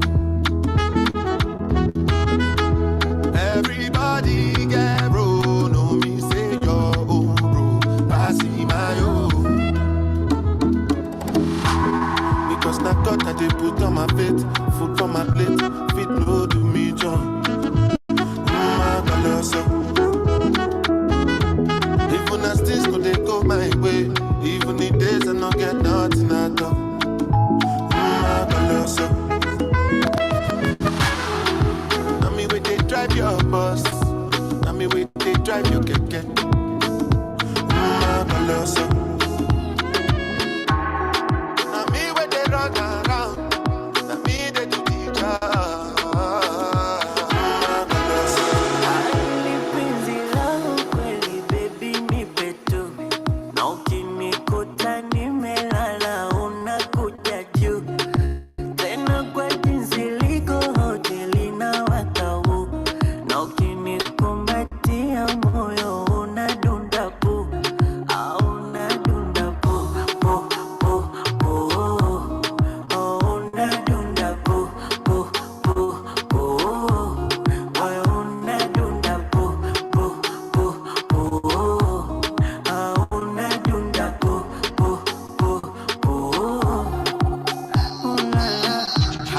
acha niseme kitu. Siwezi kukutoa machozi maana mimi sio kitungu. Kila siku kwetu siku kuu, Valentine so issue kwetu. Si ni siku tu. Najua napenda zawadi magifti. Na ndo maana work hard nikufixi. Iwe shida ya mavazi, chakula na maradhi, sometimes niko raz nijiriski. Nachofuraha nkikosa na nombe kwa Mungu. Wapo walowainitosa kisa sina fungu.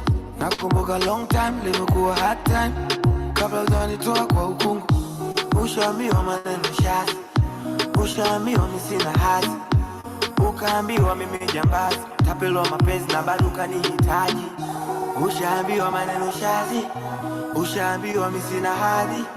Ukaambiwa mimi jambazi. Tapelwa mapenzi na bado ukanihitaji.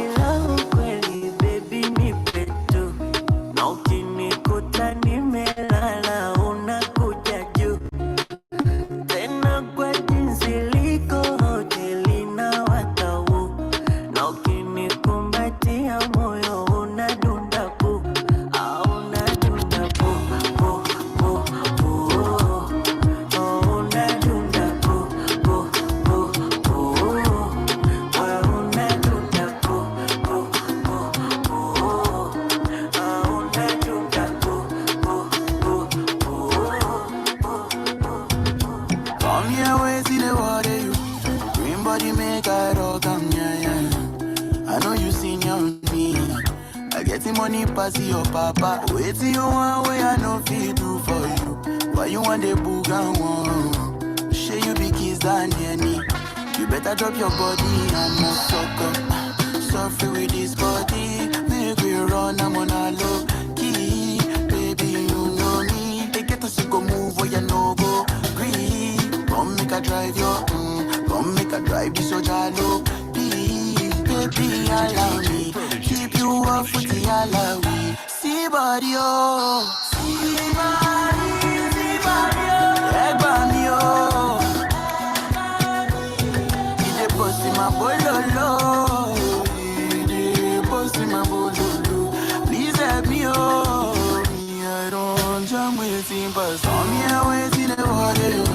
Green body make I rock, yeah, yeah. I know you seen your me. I get the money pass your papa. Wait till you want way I don't feel do for you. Why you want the book and one? Share you be kiss than any. You better drop your body and move. You to the phone with this love for 15, baby, and lend me, lend me. I get the bounce for you, you want they do like say, night I know the end. You to the steep, they do like say your waist know the end. You know the and then when you follow my command, baby, do like I do, baby, front and back, give me boom, back a boom, give me suffer with this body, make we run, I'm on a low key, baby, you know me. They get us to go move where you know go. Come make a drive yo, come make a drive this so jalo. Baby, I love you, keep you up with the Nyafila man, mañana garikoti mo marame. You be the one, my love. Diamond walking molly, Chinelli and watch the collie. Only me got it simplicity, Kimbo like el poli. Your ex-man looking at me funny, you know, cause it to me. Mong I'm jelly go to my sing I'm different thing funny boo. As a song, marang nandaba. I can put you on, wanna go nyala, tangle in the mud, I'm on just my London. Speaking up a share, see him at London. Baby, want me. Mas lila na mono, makel next week. Better tell him it's more than love, this land and see. No lie, belly super. Beg it when I went, one more never look me. I shot it back, you told me lump cause you know I want you, touch me, baby.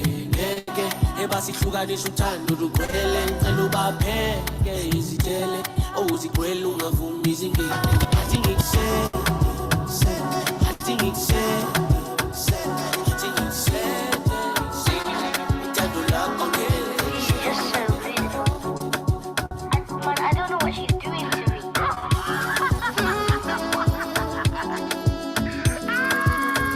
The way you hold my waist, I like I see they go. Gone down to save myself, but see I started it. Oh, no. Guilty pleasures I take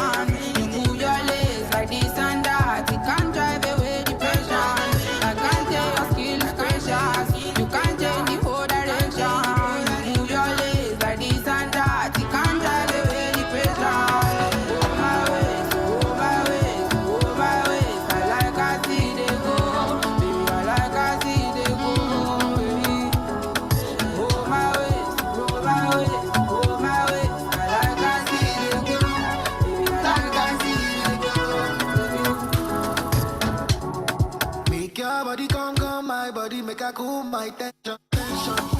I'ma give me a love you like your body, they call my attention. Big ways, fine face, I no go lie for you, I don't base for you. I'ma get a dog base for you. Follow me, make we chop life for Dubai. Anything you want, girl, I go buy. You they put me for high tension. This one on my confession. We go do holiday for Mumbai. Anything you want, girl, I go buy. You they put me for high tension. This one on my confession. I'ma you got it like higher, baby. I wanna love you for life. I know go like to say goodbye. Now you lays my disease. When the tension's way too high. You know the buttons to press to ease up my stress. I cannot compare you. I can't tell you're feeling the pressure, and I can't tell you're feeling the tension. You move your legs like this and that, it can't drive away the pressure. I can't tell your skill is precious, you can't change the whole direction. You move your legs like this and that, it can't drive away the pressure. Oh my ways, oh my ways, oh my ways. I like I see they go, baby, I like I see they go, baby. Oh my ways, oh my ways, oh my ways. I like I see they go. Like I see they go. Sabi girl no dey too like talk. Animals dey in human form. Body man nobody like work, but you must hustle if you want job. You no finish they won't fight us. If them they run them no fit catch up. I know they form say I too righteous. No con they form say you too like us. Me no get the time for the hate and the bad energy. Got my mind on my money. Make you dance like broccoli. Steady green like broccoli. Steady on my grind, no yeah what they want telling me. Could deny my fantasy. They want to check if my time be wrong. But it rush, well, it be much. Now gotta make my time be the rush. The kind money we touch, yeah. It rush, well, it be much. No be hype, everybody they crush. There's no darling with us.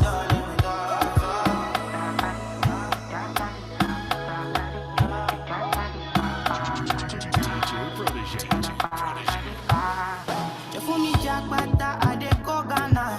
You never thought you dey from back pass. Which kind money me never see before. Cause hello me, got me feeling I'm the one. Ajay, can never take my cake away. Ajay, you can't count my place. I just did my lane. You no get the time for the hate and the bad energy. Got my mind on my money. Make you dance like broccoli. Steady green like broccoli. Steady on my grind, no yeah what they want telling me. Could deny my fantasy. They want to check if my tap be no wrong. But it rush, well, it be much. Now gotta make my tap be the rush. The kind money we touch, yeah. It rush, well, it be much. No be hype, everybody be crush. There's no darling with us. It rush, well, it be much. Now gotta make my tap be the rush. The kind money we touch. It rush, well, it be much. No be hype, everybody be crush. There's no darling with us. This is DJ Prodigy. I go wait, if not them, yes, it go there. And only you feel like in my fire. Girl, won't you be mine? Where you there? She a fit see you today. In your body, feel cut in my wire. All about you to find. With your banana like monkey. Body sweeter than turkey. Slowly roll it down like those speed. No, they take on far from me. Shorty go down for me. Waiting go so far, now money. Girl, no bother, so on me. You're too short, enter for me. All over again, yeah. Where you are, no be like so divine, so you fit the color my brain, yeah. All over again, yeah. She go there beside me, yeah. We never see this kind of love, yeah. You make me want the fire, yeah. Say you go cause it casala, and girl you know be a shana. Me I be the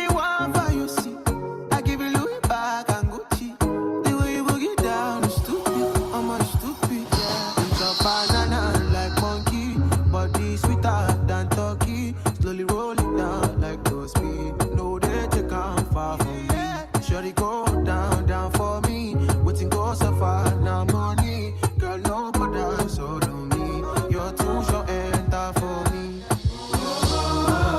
All over, all over, all over, all over, all over again, yeah. Where you are, no be like so divine, say you fit the color my bed, yeah. All over, all over, all over, all over, all over again, yeah. She go there beside me, yeah.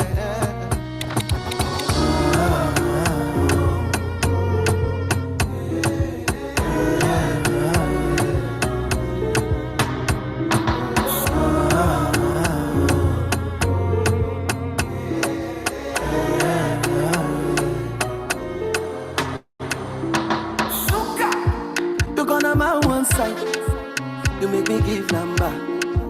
Me no feel look and pass. She give me eye contact. Oh baby, Jack, come on. Oh baby, Jack, give me this your love. Me I go show you love, as long as you know with me, Joe. Your body must go kill him, and I know mine to be one of them. Columbia, your body name, I want to make my mind a rest. You better make a day with you, cause it's solo show than they cost. Baby, turn around, make a come on top. Be like I take it by now. You like a boss like Kana. Show to me love, Amaya. Put all the love for trousers. You make me want to the dance, girl. Mama, control shift to your pants, girl. Come taking my banana. Yeah, that is kind of. Your body they standing banana. Your body they draw like a bono. Your body they hot you bono. Be like I take it by now. You like a boss like Kana. Show to me love, Amaya. Put all the love for trust. Say you get one girl, we show me love. That time I been they play along. Right now I want day for this love. Oh no, yeah. I'm on her when she enter, she cause it casala. Miss my flight, I jump in your car. Girl, I want you and I miss your banger. Oh no, yeah. Girl, you sweet like be like I take it by now. You like a boss like Kana. Show to me love, Amaya. Put all the love for trousers.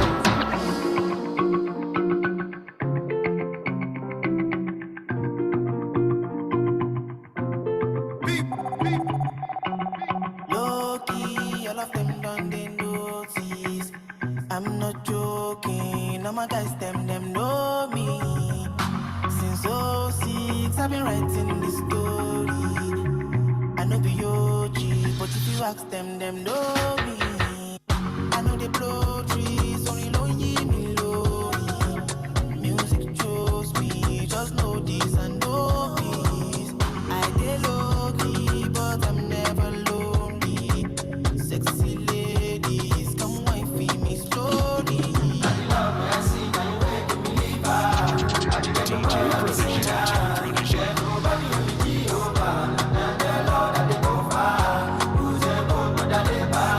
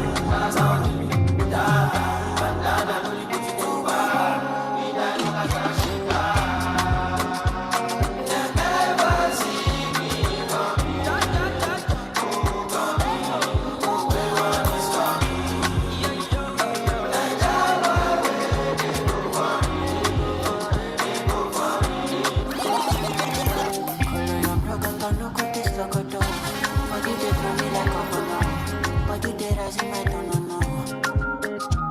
I say color you broke no go this logo do. Girl you dey pussy my pololo. Let me catch a little como tú. Girl if you balance Diego, I give you paper. No go do me Diego, my Maradona. Girl if I lap your sueto, I'm a farisa. Girl your back keep it conecto, and I can follow your cresco. Today dale creso, pay for your waist, and I go pay for your lace. Whatever waist, today dale creso, pay for your waist, for your lace.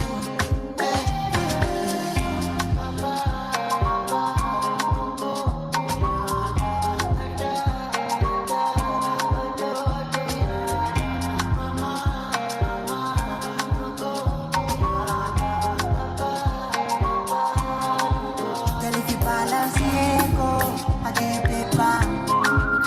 No go do me Diego, my Maradona.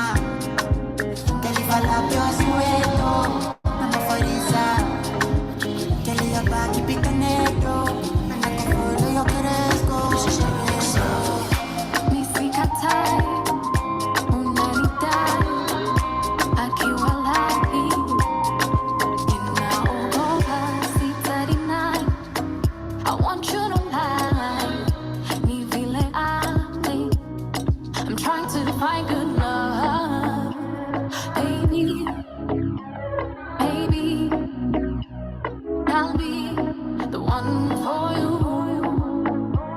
Baby, baby, I'll be the one for you.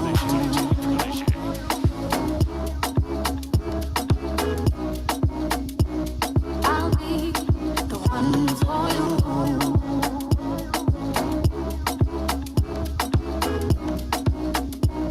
I'll be the one for you. Don't you take your love away. Take your love away. Don't you take your love away. I'll be the one for you. Don't you take your love away. Take your love away. Don't you take your love away. I'll be the one for you. The one for you.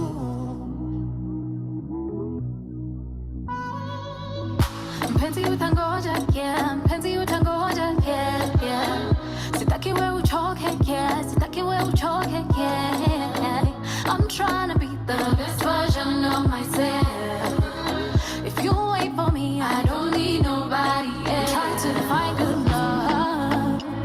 Baby, maybe, and I'll be the one for you. Baby, maybe, I'll be the one for you.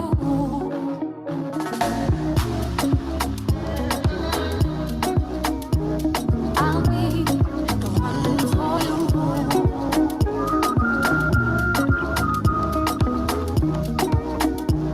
I'll be the one for you. Don't you take your love away. Take your love away. Don't you take your love away. The one for you. Don't you take your love away. Take your love away. Don't you take your love away.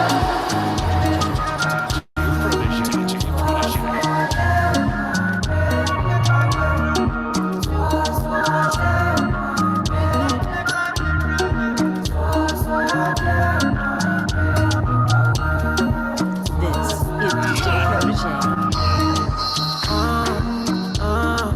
All of the things I'm talking about, yeah. Try what I do if you're not a fair. My mind they tell me to disappear, yeah. So come and help me, cause I don't pray, my man. I don't pray, come on man. I can't stay for one place, for God's sake, my day. Don't take my friend away from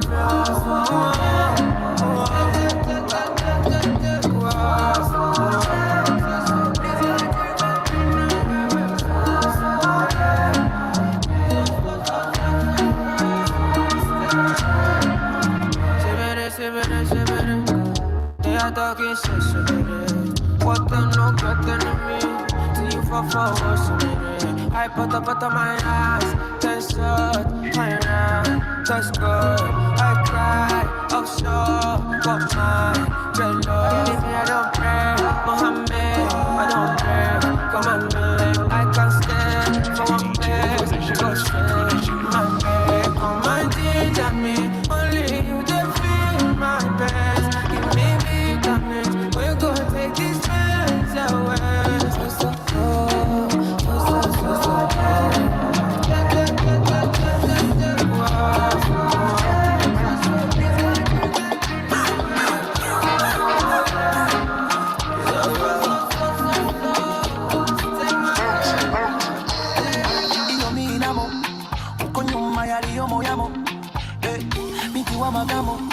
come closer and give me some more.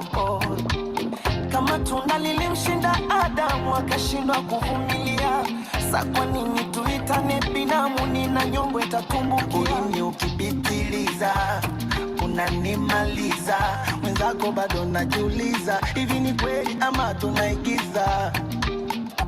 Moyo umezama kwake, bila yeye siwezi toboa. Mindo fundi wa raha zake na twanga na kukoboa. Alinikumbatia mkono wa kushoto kwenye gia, zikanipanda hisia, na nilipochuchumia maji yakatoka. Ameloa, ameloa, ameloa na mvua. Ameloa, ameloa, amenyeshewa na mvua. Mtoto ameloa, ameloa, ameloa na mvua. Ameloa, ameloa, amenyeshewa na mvua.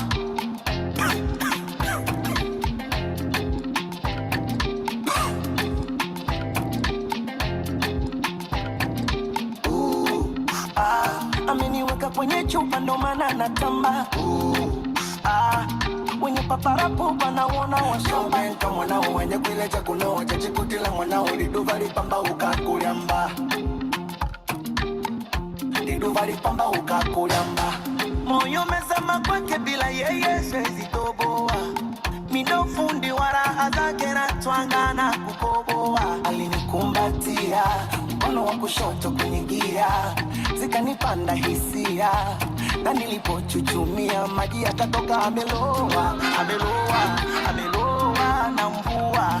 Ameloa, ameloa, amenyeshewa na mvua. Mtoto ameloa, ameloa, ameloa na mvua. Ameloa, ameloa, amenyeshewa na mvua.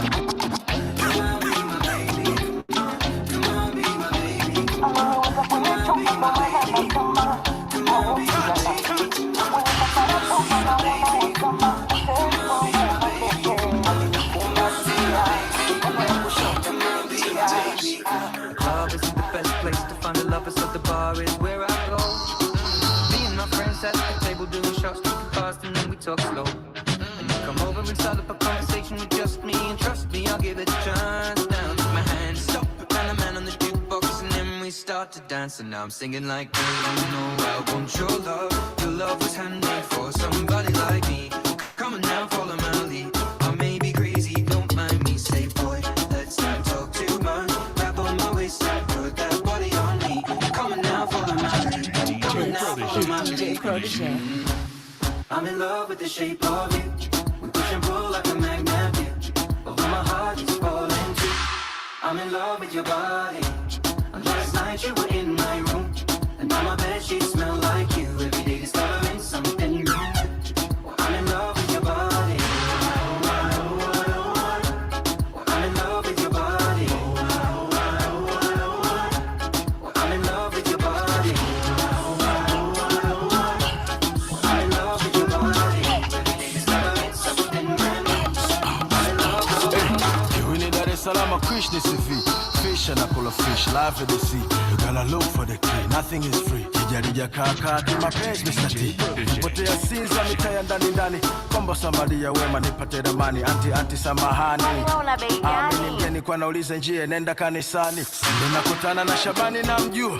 Namsalimia Shebi ameuchubu. Shebi anasuasua au I'm not sure. Kumbe huku anakwenda kama Pastor Joshua. Kiangalia body gari ngangari, kumbe jitu kubwa mwili jumba kirakshari, unaambiwa kuna kupari mpaka mgonge mjumari, na kuna habari kama watu wanaponda mali. Mind your business, missing a no man away. Mind your business, as long as you don't get in my way. Mind your business, missing a no man away. Mind your business, as long as you don't get in my way.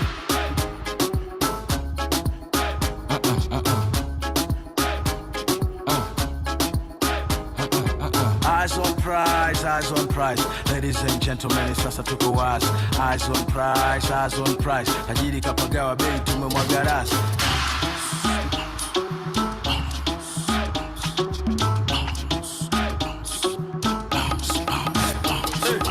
Kujiongelesha upuzi, mashauzi makuzi makuzi, lele nyingi fujo miluzi.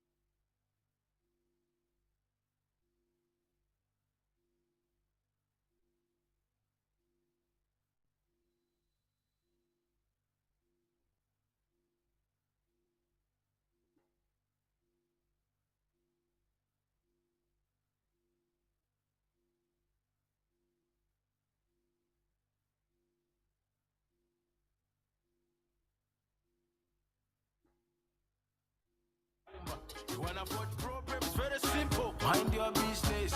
Hey, and what you want? Trouble? You people. Mind your business. Mind your business. Missing a number now way. Mind your business. As long as you don't get in my way. Mind your business. Missing a number now way. Mind your business.